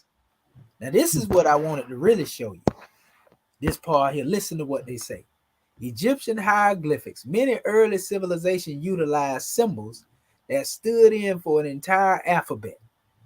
Most of us are familiar with Egyptian hieroglyphics. Watch this. Those symbols stood for words and concepts such as immortality rather than representing individual letters. Got them. Got them. That's right. That's right. Got them. See what I'm talking about? Yes, sir. It represented words. How many times I've been saying that, family? Man, numerous. Oh, numerous occasions. Yes, what you say, Sister Curtis, babe? Yeah, you got them. Yeah, I don't see how they can dispute that. It's right there in black and white. Yeah. Now look at that. Look here. Words and concepts such as immortality rather than representing individual letters. Yeah. Hieroglyphics also stood for consonants that was separated by groups of single and double and triple consonants. These are all words. Hmm. When you Wow. see, for example, NTR, that's what they talking about. Mhm. We know that's netter. Netter. Netter. Yeah. If we see H and R, that's hetero. Had a- Mhm. You Yeah. see, we see, the R. In most cases, that's a ray, Right. a rock. Very You wrong. see, Mhm. Mhm. if we see AST, this is offset. It's set. All set. You see what I'm Yeah. saying? AST. Yeah. A Yeah, set. and like hetero, that would be HT, right? R, and then the HR, hetero. Right. So they'll ask me, well, if the hieroglyphics ain't been translated, how your name is Commission? The word Commission, first of all, don't exist in Hmm. Egypt. The root Kemet has to do with a word, not an Right. alphabet. Wow. Right. You understand? Wow. That's how. Right. So it's like, come on, Right. man. These Right. people, but they pull that on our people. That's how dumb they think our people. They insult our Mhm. people intelligence with Mhm. that Right. madness. Hieroglyphics also stood for consonants and were separated by groups of single, double, triple consonants. Over the centuries, the glyphs were assigned to particular letters Letters. in the English alphabet, but this was not the feature of the hieroglyphics originally. They done bust. That's a Goodness gracious. dead bust. Goodness gracious. Wow. Now, how many sources I got to have saying this, I though, know her. I know, for the right? people to be understanding what's being said? Man. We Right. ain't arguing with the fact that they created their own thing. Mm-hmm. We know that's Champollion methodology. Right. We Right. ain't Right. denying that. Mhm. We Wow. saying that methodology wasn't used by the ancestors. Why Right. they don't get that? Mhm. And if it do, show me the alphabet chart, beside letter and picture in the ancient Egyptian, and you can't do it. You see? Because they didn't understand them to be that way. They looked at these symbols as what they represented. This bird had a spiritual significance to it. We know it represents ascension into the heights. It represented deity. It represents spirit. You know what I mean? What And all you else? got to do is know the object is. Go ahead, brother. You there, brother Marvin? That was baby. Mammoth seal. Can you hear me? I can hear you now. Can you hear me? Go ahead. Yes, sir. Yeah. Yeah. It's like you either blanked out. I don't know. I was messing around with some cables over here. I don't know. It went all the way I out. don't know. It might. Did I blank out on your end, Sister Curtis Bay? No, I heard you. Okay. Yeah, that's something going on with you over there, bro. Yeah. They Wrong messing messing with your you, bro. But I can see the symbol, up in the corner, our flag. Yes. I'm saying like, Yeah. what's Yeah. going on? I heard.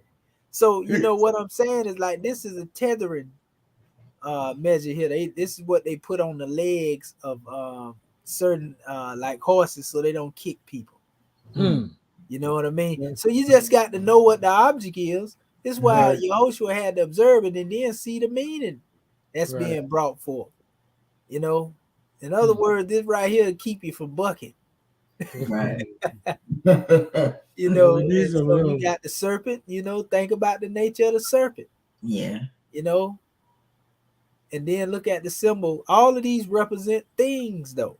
Right. Right. Once you see what they represent in nature, then you can go into a deeper meaning. But don't try to make these letters, people. Right. Don't be trying to say this is no S and this is the Y, and this is the letter A. Don't do that.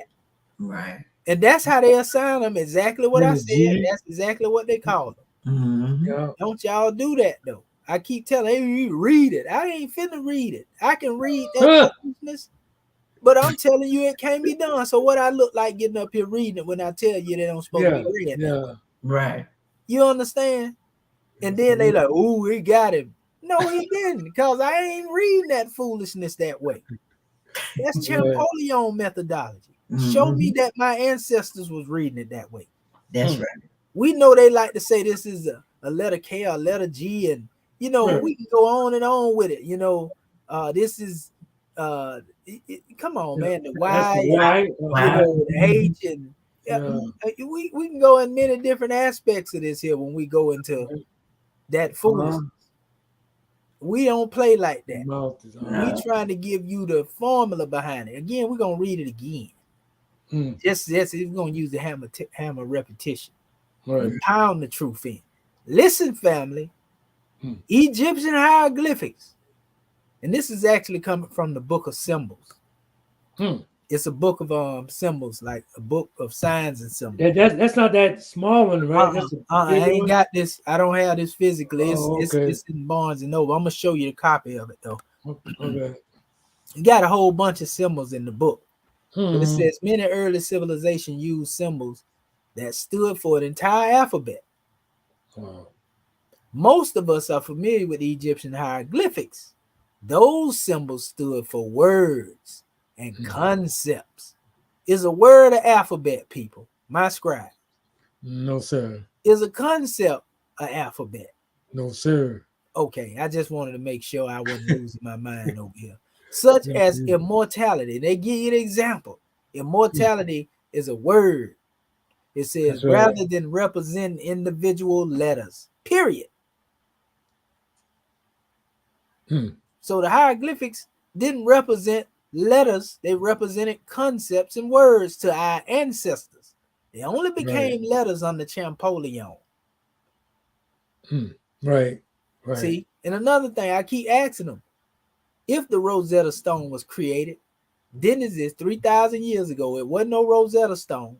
You see, even though they tried to remix something off of what was authentic, it still wasn't no Rosetta Stone in existence. Right. You know, and then when we get into the Pele obelisk, it didn't exist until they created it. Wow. So how you gonna say that was used to decipher a language that already supposed to existed 3,000 years ago, since it's supposed to have been there? Right. Why can't we find any traces of that? It's easy.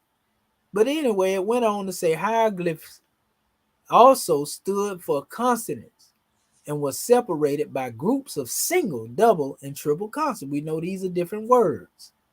It says over the centuries, the glyphs were assigned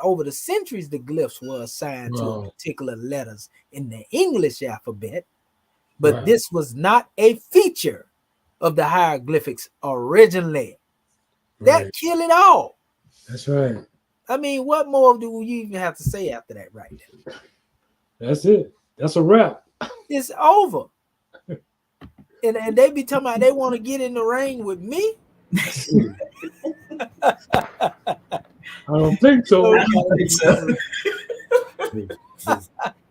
Now watch this right here. It says glyph. A glyph is a hieroglyphic symbol or a character, a pictogram. There you go. Not an alphabet. A glyph is typically a vector line or drawing that shows a picture that has meaning or what it directly represents. So when you look at the letter I, what meaning does the letter I have behind it outside of them saying it's an alphabet? There ain't no meaning. Right. See what I'm saying? These glyphs, for example, are actually just lines and triangles, but here they represent different metaphysical states by combining the shapes and the symbols that have been adopted and recognized by the group or groups that utilize them most. See what I'm saying? Right. These are symbols. Right. See, this means to combine. This is transition, transfuse, challenge. These are glyphs. See, they done pulled it over on our family. Yes, sir. Oh, man, this is a glyph. Man, they better stop. Definitely. They better stop playing. You know, stop playing, family. Here's another one here. Pictogram. Man, I started to buy the book, but like I said, I didn't, maybe I might go back and buy it. Who knows? You know, but Egyptian hieroglyphics for the goddess Seshat and left and the god Horus, right? You know what I mean? It says pictogram or pictograph. A pictogram or pictograph is a pictorial symbol for a word or phrase. Pictograms comprise some of the earliest form of written language, not in the aspect of what they think in the alphabet, Right. but Right. this is how they conveyed their ideas. But the first thing we have to ask is, because they like to say these things were way back when Kemet first began. Of course they was there. Right. But guess what? They were just carving them in stone. Mm-hmm. So you mean to tell me this how they was communicating? Hold up, let me carve this. You know how long that would take to have a conversation? Hold up, let me draw a heru bird in the stone. I'm engraving, y'all. Mm-hmm. You got what I said there? He over there, he gonna beat it in stone too. You know, well, why don't they still? That would be a methodology that still would be used today, wouldn't it? Right. Right. We'll still see them right now having a conversation, carving. That would be primitive too, because we got typewriters and everything right now. Right. Yes, You know, sir. so how would we look? This is another way how you know it ain't written in that aspect. If it means sacred carvings, why are you saying written? To write and carve is two different things, family. Right. This how they deceiving you. Right. See what I'm saying? Sir. Watch this. Watch this.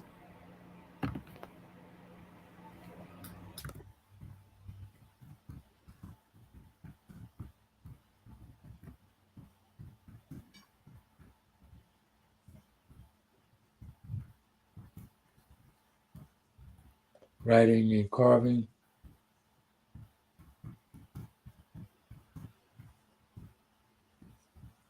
And engraving. There you go. Let's see. What's the difference?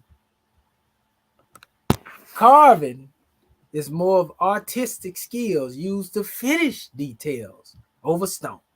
But engraving is like a lithography to write ancient languages on marbles or writing on any granite or black marbles as a remark for something to be etched for years to come. See what I'm saying? See what I'm saying? Yes, sir. They don't get it. Wow. See? Engraving into something. See, man, come on, man. Stop playing. Wow.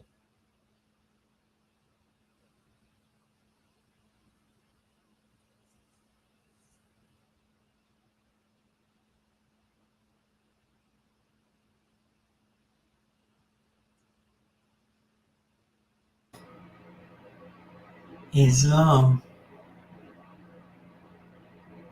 where you Marvin, brother Marvin Evans Bay, did he jump? Yeah, just I'm right here. I thought Marvin Edward Bay had said something when he seen that.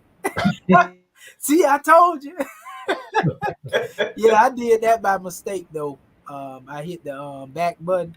I'm looking, I'm seeing our brother saying Born Dog say he didn't get no notification yesterday. See what I'm talking about? Wow. You right, Yeah. Marvin Edwards Bay. Yeah. You be Absolutely. saying, Yeah. It's being unveiled. You they know. trying to stop it, bro. Now Yes, you know Yeah. yesterday my numbers went all the way up through the roof. Wow. Like on the video, like they went all the way up to like 400 on one video, you know, in a couple of days. So it's like, oh, we got to stop this, you know. And I agree. Y'all see what they're doing? They definitely trying to stop it. Now, mind you, all this crazy stuff going on in the world, they trying to stop commission from being heard. Yeah. What that tell you? Right. I must be a threat to somebody, huh? I mean, he tell you that this is the real, this is the reality here. All that other stuff is an illusion. Illusion. Yeah. Now watch this. I'm gonna open this back up again. I'm gonna share my screen. I'm gonna show this to our family. We gonna keep bringing this truth, family. We stubborn. You can't stop us. We don't even play. That's right. Y'all just keep tuning in and keep hitting them like buttons. We gonna get them. We gonna run it up. So it says the Egyptians hieroglyphics have been found that date back to 3000 BC. Okay, so where was the Rosetta Stone then? Where was the Pele obelisk then? Wow. They didn't exist. In fact, where was the Coptic language then? Coptic didn't exist then. Right. See what I'm saying? Where was the Greek? So how you gonna say that this is gonna interpret something that already existed before these man? Y'all got it. It says, note that the Egyptian writings are referred to as hieroglyphics.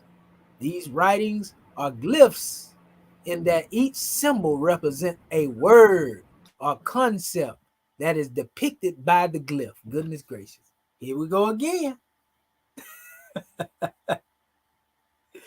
Come on, man. The word, it says glyph and pictogram are sometimes used interchangeably. The two white symbols in this sample to the left represent Seshat, the left goddess of writing and measurement, and Horus, right god of the sky. In many pictographic languages, symbols can be combined to make different words or ideas. In this example from the Japanese calligraphy, the two symbols for beginning, gan, and morning, tan, combine to form the Japanese word Happy New Year. See it here? So these would be considered glyphs or hieroglyphics as well. So when we say hieroglyphic, we think this is just talking about the Kemetic language. No, stop letting these people deceive you. You know, and so we can go on. I got the I Ching too as well. I got the I Ching over here, and they got all these different symbols, trigrams and diagrams and, you know, hexagrams and, you know, all the stars and symbols, you know, glyphs and pictograms. Come on, family. We can't make this stuff up. So, what y'all say about that, Scribe? Well, yeah, I mean, what is there to say? I mean, you got it. Like we always say, documentation beat conversation. So I don't, yeah, unless you just really just don't want to accept the truth. Yeah, it's right here. And I like that book, God man. You say that was at Barnes and Noble or somewhere? Yeah. Let me Oh, see. okay. Let's see. Yeah, Let me man, see. that's some good information right there. But you've been saying it. You've been saying this. Oh my goodness, I don't know how long you've been saying. You've been saying it so long. I forgot how long you've been saying it. But you know, you got it here in writing. It's I don't this know one. what else. Yeah, I don't know what else is going to take for our people now. And especially, I'm glad you're saying it too, because especially for our people who are being deceived. Now that you didn't put it out there, now they can see that they are being lied to about their by their so-called leaders or whoever trying to teach them this stuff and taking their money, because I know they probably charging them money for this, and that's why they're doing it. And Yeah. but our people, y'all just keep, especially y'all out here who listening to us, just keep coming. We gonna give you the ammunition to where they can't deceive you no more, because we got it right here. We got it in writing. Yes, sir. Yeah. So you ain't got to be deceived no more. Don't let them continue to deceive you like that. Islam. It's Wow. long. And I got these too. They sell these over there. Got a lot of these books they putting together up there. It's some like a group of books with a whole bunch of, they pretty nice size books. They don't cost but like I want to say about $10-12. I got this one, Encyclopedia of Secret Signs and Symbols from Barnes and Noble. But this is the actual one I was coming out of right here. Oh, okay. Who that's by? Dr. M. Mac Elroy. Elroy. It's called over. It said it got over 1,000. One Visions. visual signs explaining it. Do I Mm. already got some books on symbols and signs? Like I said, I may end up getting this one again.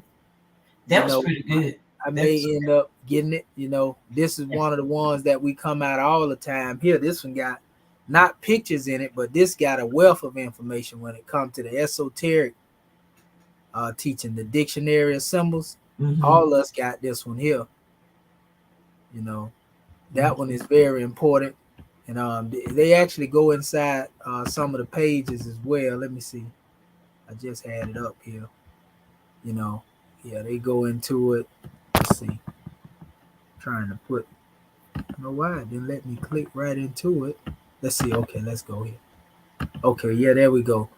And see, it goes into it and shows all these different measures here, break all that stuff down. The hawk, the dragon, nothing wrong with that, Right. because it can give some conception on the background of certain things that we deal with comedically.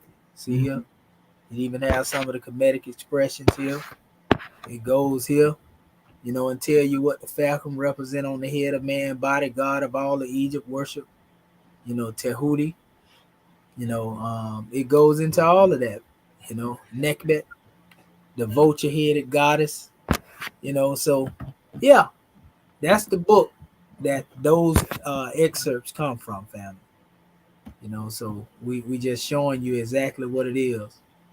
And there are so many, you can get a lot of. They got see all these different books on signs and symbols. I got more books on signs and symbols as well. Right. So that's why I didn't really grab that one because I got so many already. Right. But like I say, I may go back and just pick it up. You know what I mean? Mm-hmm.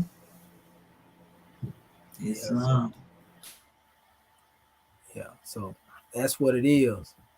And that's all it is, man. You talking about basically emojis. So getting back to this portion though, and dealing with our Heka-Ptah, just going through the other different things that we have here.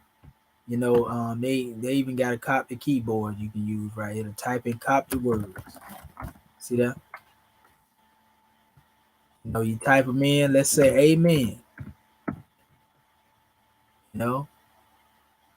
See how they put it there. Although it'll probably spell it a little different there. That's Lord right there. Lord. That's basically, we know that's Coptic. Let's see. God spelled that way would be looking like this in one aspect.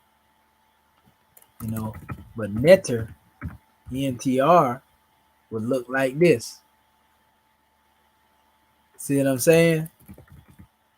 Kemet would look like this. Like it normally looks. KMT. Mm-hmm. You see? Let's see. All-Saw would look like this. Oh. So, you can even come in here. This would be a good idea to use this in exercising. Let's see. Shem Hotep.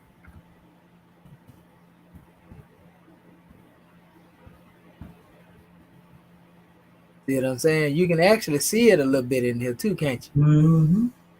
See, because that's SH, that's Shem, and then this is your H, and then we already see the P at the end, that's our Shem Hotep. Yeah. Yeah. See what I'm saying? Yeah. You can see it. And that's what I'm saying. The more we get used to these letters, and this is a good exercise to use to do it. Wouldn't y'all say that? Yeah. I agree. To use the type round and just type random words, and this will help you understand, these different letters down here. Now, is this something you go send us, or do we have to just? Yeah. That's what I'm. That's why I was saying a lot of this here. Remember, I said I was gonna bring this forth because this is pretty much tools. Okay. So we gonna always equip you with whatever it is you need. We already got this here. This is what y'all was demonstrating out of. Right. And so this has a lot of rules, and like you say, you can learn how to demonstrate certain measures in the Heka-Ptah from there.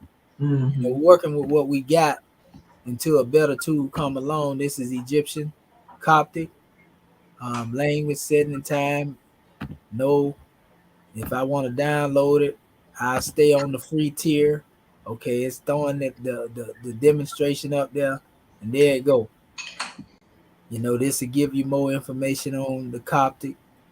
Going through various different aspects, you can see the letters that they try to claim, were taken out, from Demotic and hieratic. They show the comparison between them. We can see the comparison between the comedic words. Mm-hmm. It's just when they start trying to put them pictures in there, I know, right? It's making no sense. Mm-hmm. You know what I mean? They tried to find the best, closest thing they could to try to say that looked just like that. Right. Don't work like that, fam. You can't do that over here, especially now what we done exposed. So let me see here. I'm gonna go back here. I'm just going through all the different tools that we have. Let me close that out. Yo, what you are you in the computer room? Okay. Oh, I'm sorry. That's okay. I'm not on the computer. I just shut it down.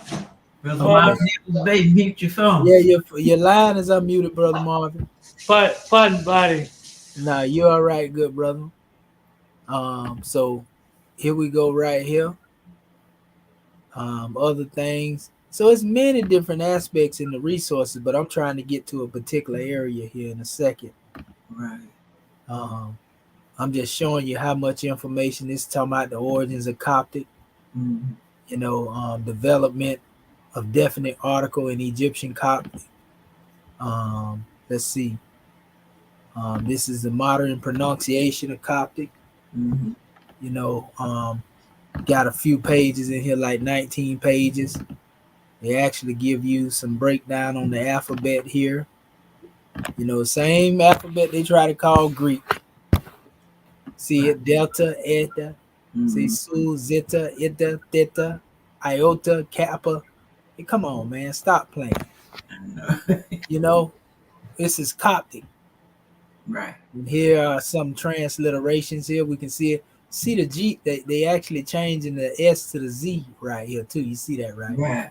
Actually, S on the side of the Z is what they're using. Okay. Yeah, Eskin. Eskin. Yeah. Eskin. I remember that. So, you can use this here, different stuff. It's everything. See how they had the Arabic. It's a lot of documents here with the Arabic and the Coptic. So that's going to keep you sharp on your Arabic, your Egyptian Arabic, actually. Notice anytime you're dealing with Coptic and Arabic is Egyptian Arabic. Keep that in mind. Egyptian. Coptic. Yep, Egyptian Arabic. And you already have been taught on the pronunciation in our little harmonic song. We put that in there. Okay, so let me see if this one gonna cycle in, because it's kind of taking its time. Must be a lot in there. So this is one I have too here. Going through different words. This is just giving you different rules on the words and the grammar. A lot of that's English stuff though, that they be trying to apply. See, these different classes and different stuff you can study on your own. Right. Now that we know, like I said, you look at most of this stuff, it don't have a transliteration. It just has the word and the definition. Right. Some of it you'll be able to pick up. Some of it you won't see. They talking about different future, negation, future imperfect, different words. So that's basically what this is, dealing with rules of writing. And to me, all that is just technical. Nothing wrong with learning it. Right. When you get into actual rules of the people, they wasn't demonstrating like that.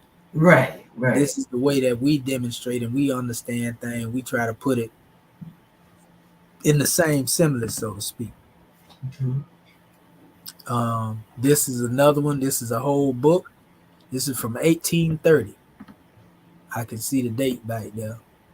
And this goes into certain words here. I don't think they had the transliterations in here though. Nah, this is dealing straight mostly with the Coptic itself and giving you the definition. Right. You have to get your own transliteration. You see it? Mm-hmm. But nevertheless, these books are out there. It's Right. good to go into them because looking at stuff like that, again, it sharpens you up. Right. Right. But it's the challenge that creates, everything in the mind. Once you learn the Arabic, it actually make it easier to deal with this. But they don't have the vowels in here really. And some of these words I see, some of them they put in there, some they ain't. Right. Yeah. Aliha.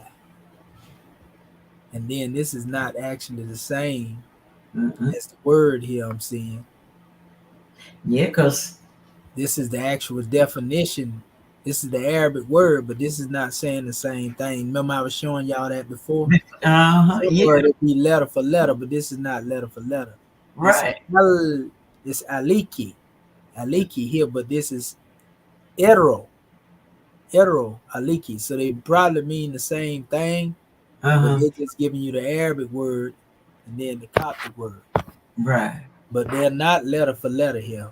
Just like No. this. This is Anuk and this is Mohi.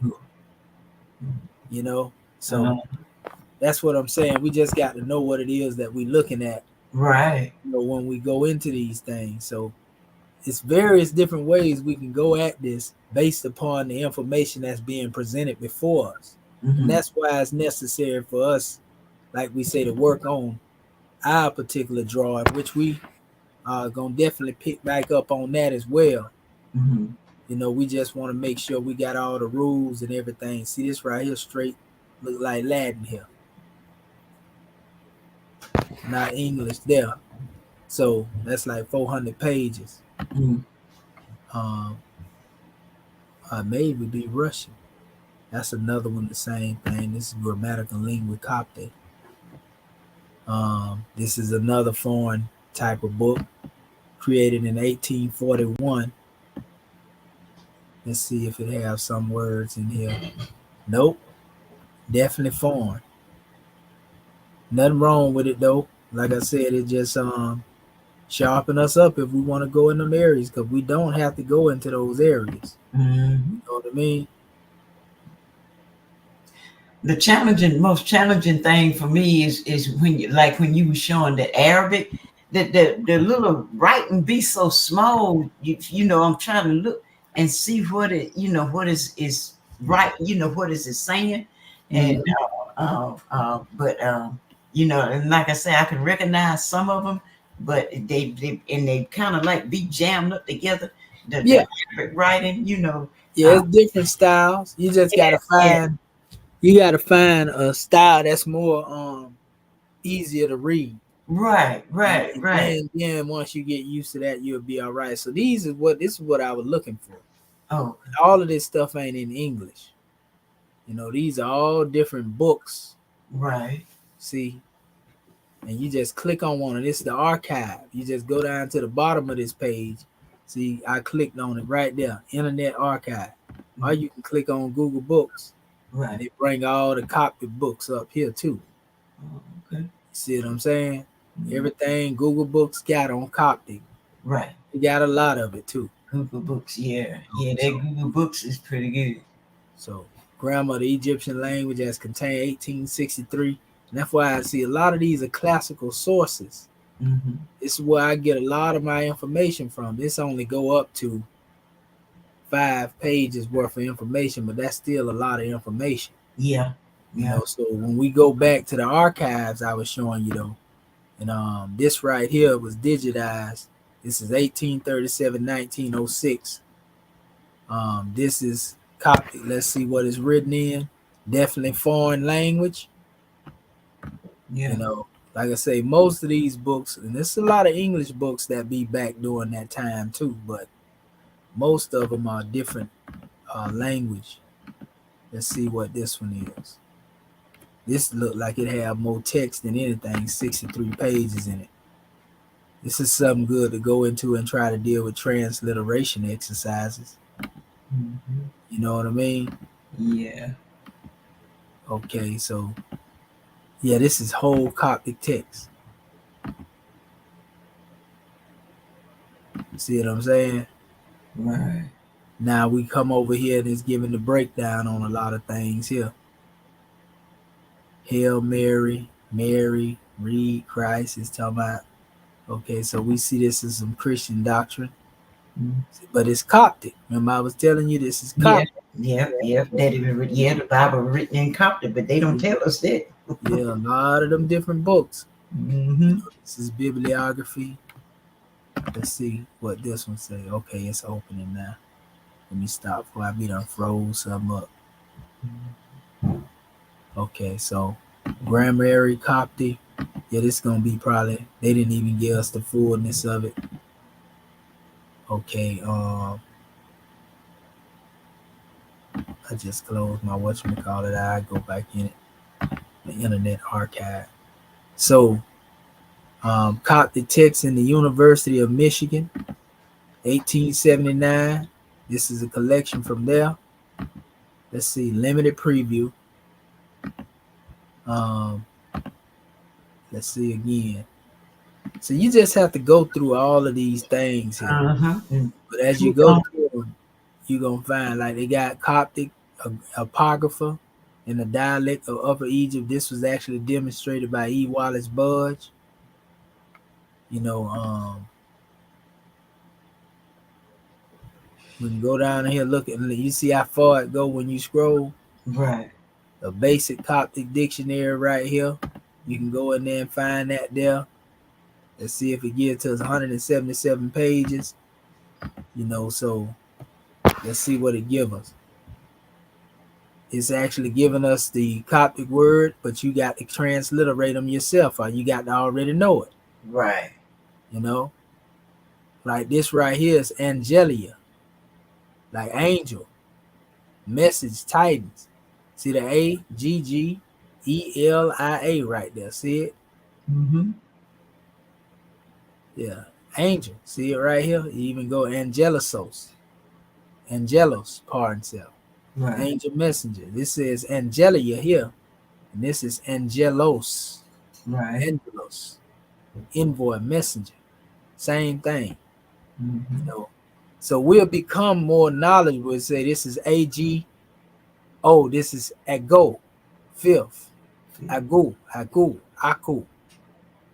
They even put the K there for extra pronunciation, so that's good too.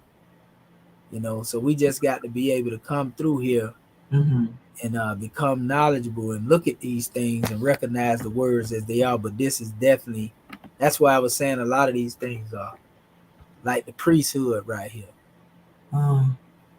It says, I want to say Erihep.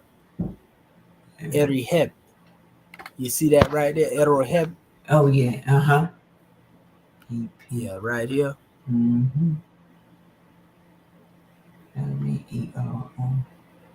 So yeah. Yeah, it is. You know, that's basically what it is. You just got to go through here. A whole bunch of information in. They got actual whole like Coptic biblical drawings. Right.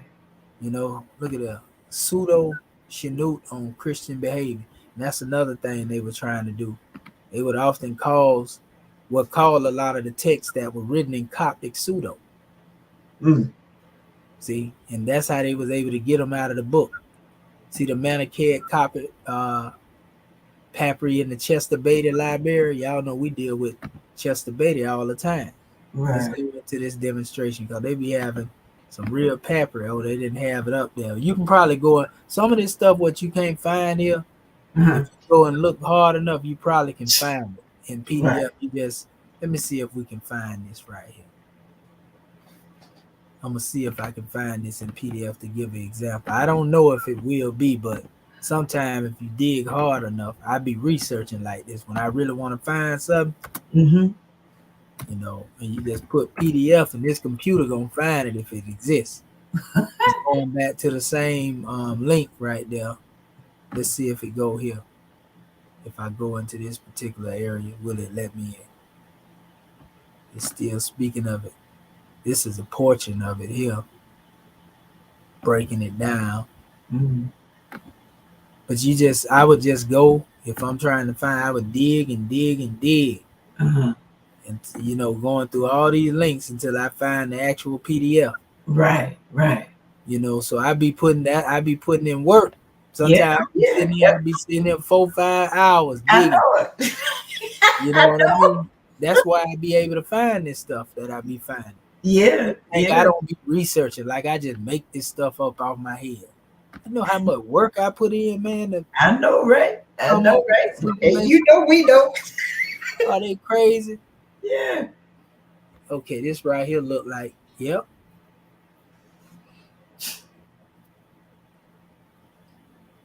This right here is going into this is what we always show, what I be showing to them about the original hieratic papyri right here. This is from the Chester Beatty Library too.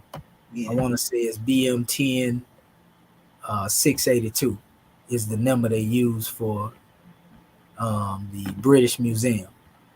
So yeah, you just look for it if you want to find it. Sometime it'll be there, sometime it ain't. Right. Nevertheless, when you go into this internet archive, Mm-hmm. it's gonna definitely give you everything you want to look at. See this Coptic Arabic glossary right here, for example, published in 1399. Wow. Know how long ago that was? Yeah. Let's see what it looked like. Okay, come on. There we go. Let's see if they show it to us. No, they ain't showing that. Oh no. It's out there, but they ain't got They it in. ain't gonna let you in there. Yeah, they ain't letting us in there. That's funny. Locked. You won't be getting in this one. You ain't getting in here.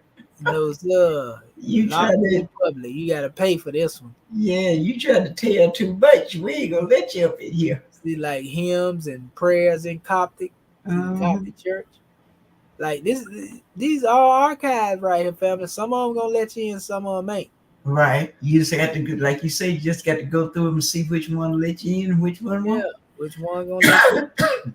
Like this is the introduction to Sahidic Coptic. This right here may let us in. It was written in 1983. Let's see. Nope. It let us get in there neither. But a lot of them will. Right. Will. Like this right here, I got this one. Y'all got that one. A Coptic lecture. A lot of these different papers. Uh-huh. You get a brother Mustafa Gadala talking about the Ankorio language. Uh-huh. Let's click on the Ankorio and see what it let us go in here. Okay, let's see.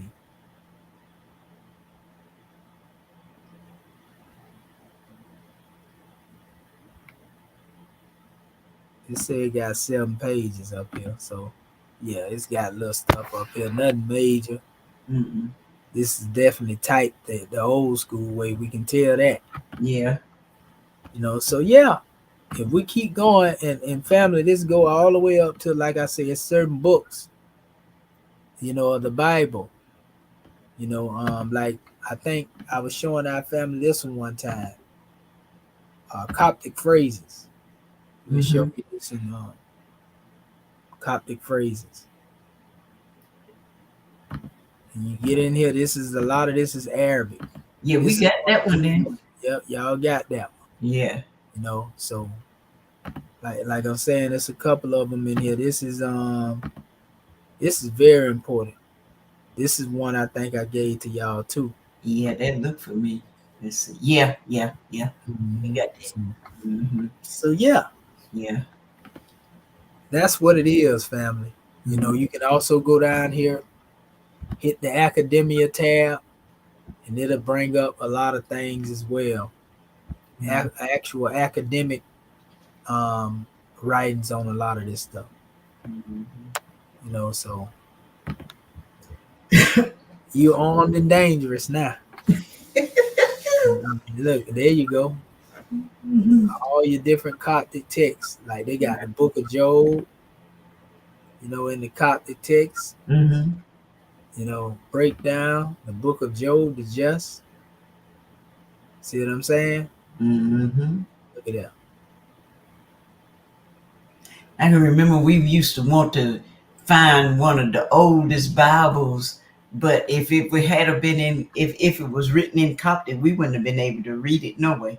Because at that time we when I was in church, we didn't we wasn't we wasn't nowhere near where we are now.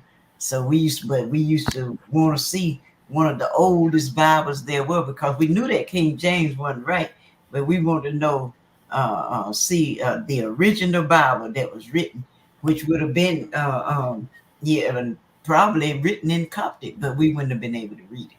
That's right. And they would have told you it was Greek. Yes. And we this is like the New Testament right here. Oh.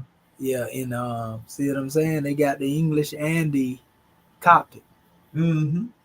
Yeah. To loose his ox or his ass from his manager and take him and give him a drink. It's talking about all of that.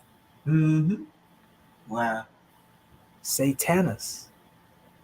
Bound, behold, 18 years. Right. You notice it don't really use the term Satan or devil too much in the Old Testament. Right. You never noticed that? I had never paid that no attention. Yeah, yeah. You don't really hear talking about no devil and all that type of stuff. It'd be pretty much good clashing against what we call evil. Mm, A lot of people don't really pick up on that, but right. yeah. So that's what it is. Um, that's what we got for today, and we're gonna go further in our next measure to put the capstone on this drawing. It's been a grand class though. A lot of Yeah. information brought out. Always using that hammer repetition, Mm-hmm. fortifying the family. So yeah, it's a grand drawing.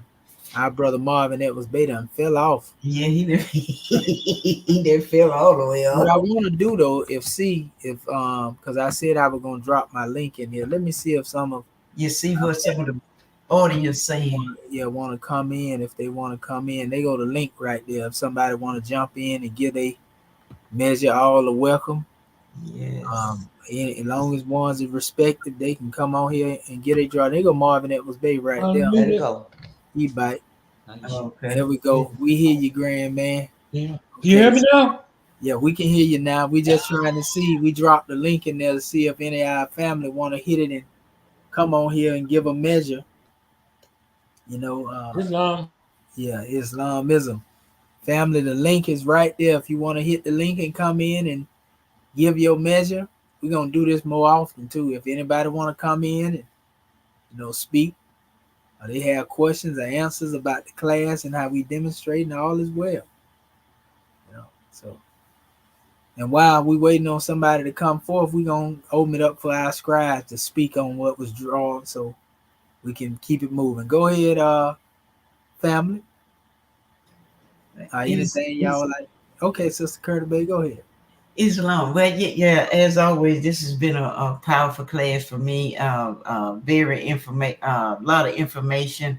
And when you showing us all those tools, it reminded me of, you remember when we were studying the Heretic and the Arabic and but when you gave us the Kutu, remember when you gave us all those tools and things. That's what this reminds me of, even in studying this, how you showing us to go into all the different books, see if we can get in there, and some of them we can't, but all the dictionaries and all the things that you have brought forth, these are wonderful tools. I played around with them a little bit, some this week, and some of the stuff that you pulled up, I saw a little bit of it, especially like that, what you just had showed, the one but with Luke, and then it was in the Coptic. Then it had Luke.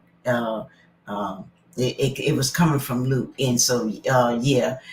For me, I know I just got to continue to, like you say, play around with it and just immerse myself in it, because it takes time.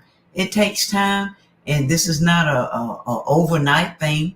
And the more we do it, the more I practice, especially for myself, the more I get into it, the better I understand. And like I say, the Arabic, I enjoy the Arabic, but like I say, it's a challenge. When I was saying, when they have it written out, they be like kind of jammed together. But like you say, hopefully there are more out there that's a little bit more clear than some of the ones I have ran up on.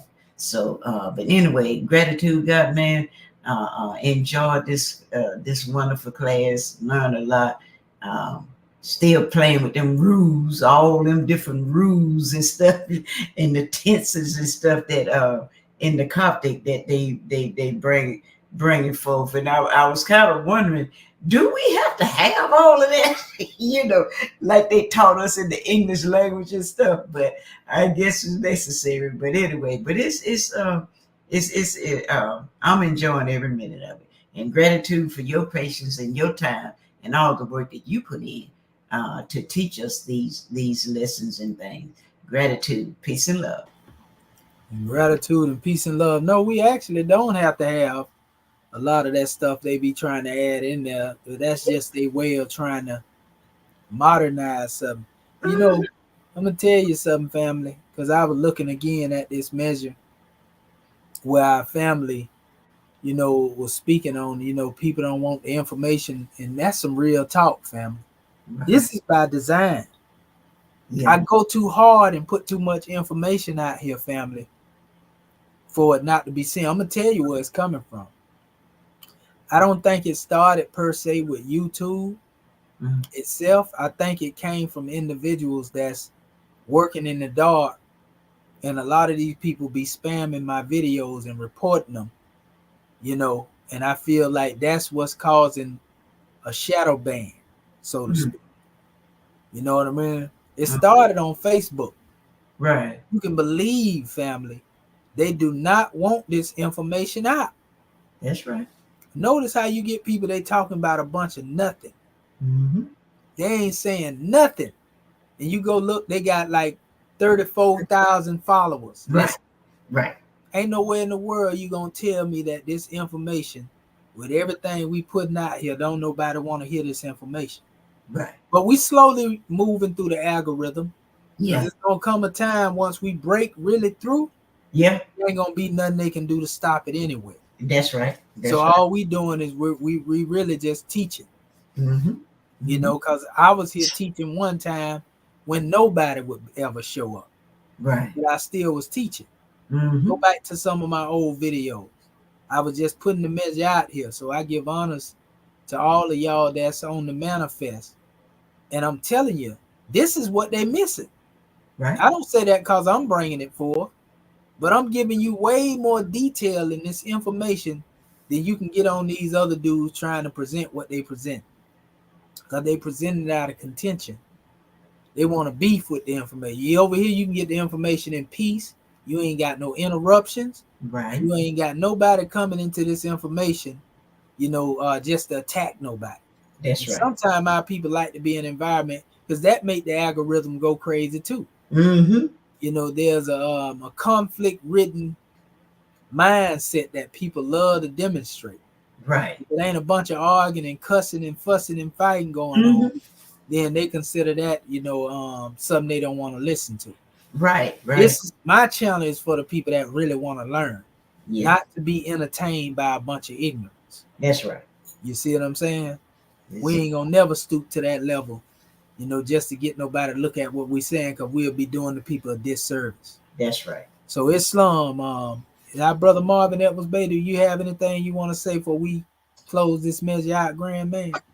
Islam, I'm gratitude for calling me. I'm glad I could get back in. You know what I mean? I don't know. It could my issue could be this internet down here. You know what I mean? They got cable internet, but apparently it goes out and do different things. I guess. I You know what I concur. mean? Yeah, it's all kind of, I don't know. Rome ain't built nothing to last. Exactly. You know what I mean? And I'm down here in Georgia too. Shoot.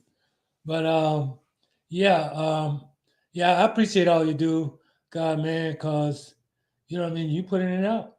You know what I mean? And that's what time it is. This is what time it is. You know what I mean? We ain't got to, you know what I mean, half step it. You know what I mean? All we got to do is just put it out there, you know what I mean? And in a way, and make sure that it's correct. You know what I mean? And your information, your wisdom is very correct. You know what I mean? It's on point. Because you've been at this here for decades.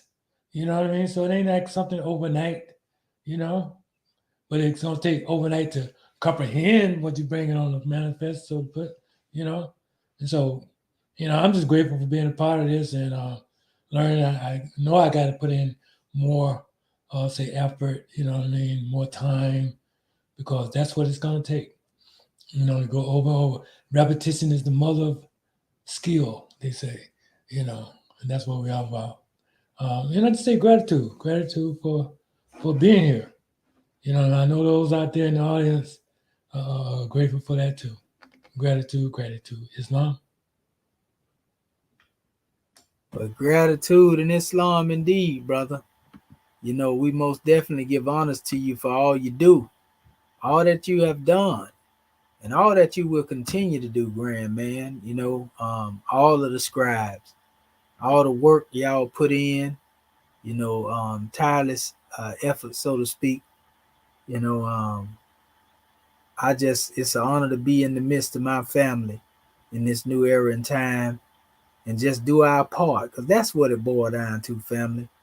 We just giving our portion of the understanding, and trying to give our people some insight and guidance from where we are, because we already know the world is going to need a lot of this knowledge, wisdom, and understanding to fall upon, or rise upon, so to speak. That's the better way of saying it. When the smoke clear, literally when the smoke clear, because it's getting crazy and crazier by the day. So some of our people, again, they are more caught up into wanting to deal with the way the world moving. We on the manifest, family. We here for the long haul. We are not for play. So that being said, we're going to pass the scimitar on over to our beloved goddess and queen. We see there was nobody that really wanted to come on. That's all good and well. Your presence is everything. So we're going to let our sister Curta Bay take us on up in third heaven. Islam, goddess. You got it. Islam. Wonderful class. January 15, 1929. A warning from the prophet to be read at every meeting. I hereby inform all citizens that they must end all radical, agitating speeches while at work, in their homes, or on the streets. We are for peace and not destruction. Stop flashing your cards at Europeans. It causes confusion. Remember, your card is for your salvation. Failure to obey these orders will be a severe consequence. We are for love, truth, peace, freedom, and justice. And when these principles are violated, justice must then take its course. Any citizen or group of citizens who hold malicious feelings toward the government or the prophet or violate the divine covenant of the Moorish movement will receive their reward from Allah for their unjust deeds. All true Moors will and must obey the law as laid down to them by their prophet. If they lose confidence in their prophet, they should turn in their card and button, cease wearing their turban and fez, and return to the state where I, the prophet, found you. This is a holy and divine movement founded by the prophet Noble Drew Ali, and if the prophet is not right, the government is not right. The prophet, therefore, is sending out the divine plea to all Moorish Americans that they do their part in protecting their prophet and the government. This is an everlasting movement founded by the prophet through the will of Allah to redeem his people from their sinful ways.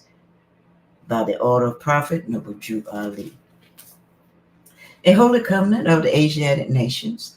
Ye are the children of one father, provided for by his care, and the breast of one mother have given you suck. Let the bonds of affection therefore unite thee with thy brothers, that peace and happiness may dwell in thy father's house. And when ye separate in the world, remember the relation that bindeth you to love and unity, and refer not a stranger before thy own blood. If thy brother is in adversity, assist him. If thy sister is in trouble, forsake her not. So shall the fortune of thy father contribute to the support of his whole race, and his care be continued to you all in your love to each other. Islam, Islam, Islam. This meeting is officially adjourned according to Act 2. Love, truth, peace, freedom, and justice. Go in peace, Moors. Islam. Grand class, grand class. Grand class, grand class. Islam, family. See you at the next junction. That's Oh right. yeah, that's right. Islamism. As we rotate in the heavens.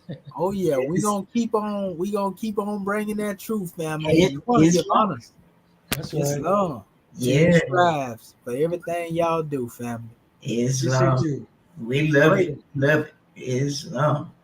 Great assignment. And also honors to our family out there. Sister Lit, living in truth. Ronnie Dwight, Born Dog, Reginald Neal. We give honors to all of y'all, family, for showing Yes. up. And y'all be sure to hit that like, share, and subscribe for That's those right. who may be looking at us for the first time. That's right. Get them up. We got to get this information out there to the masses, family. Every time y'all share, you know, and you like and you subscribe, that, you know, break through the algorithm. Y'all doing, yeah, just think of it like going in a dojo, kicking, you know, the walls of mental slavery down. That's right. That's right. Whoa, watch out. Okay. Peace and love, fam. Peace and love. Family. Is love. All right, family. See y'all in Sunday school tonight. Yes, Sunday Yes, school. sir. Peace and love. Peace and love. We love you, family. YouTube as well. Islam. Islam.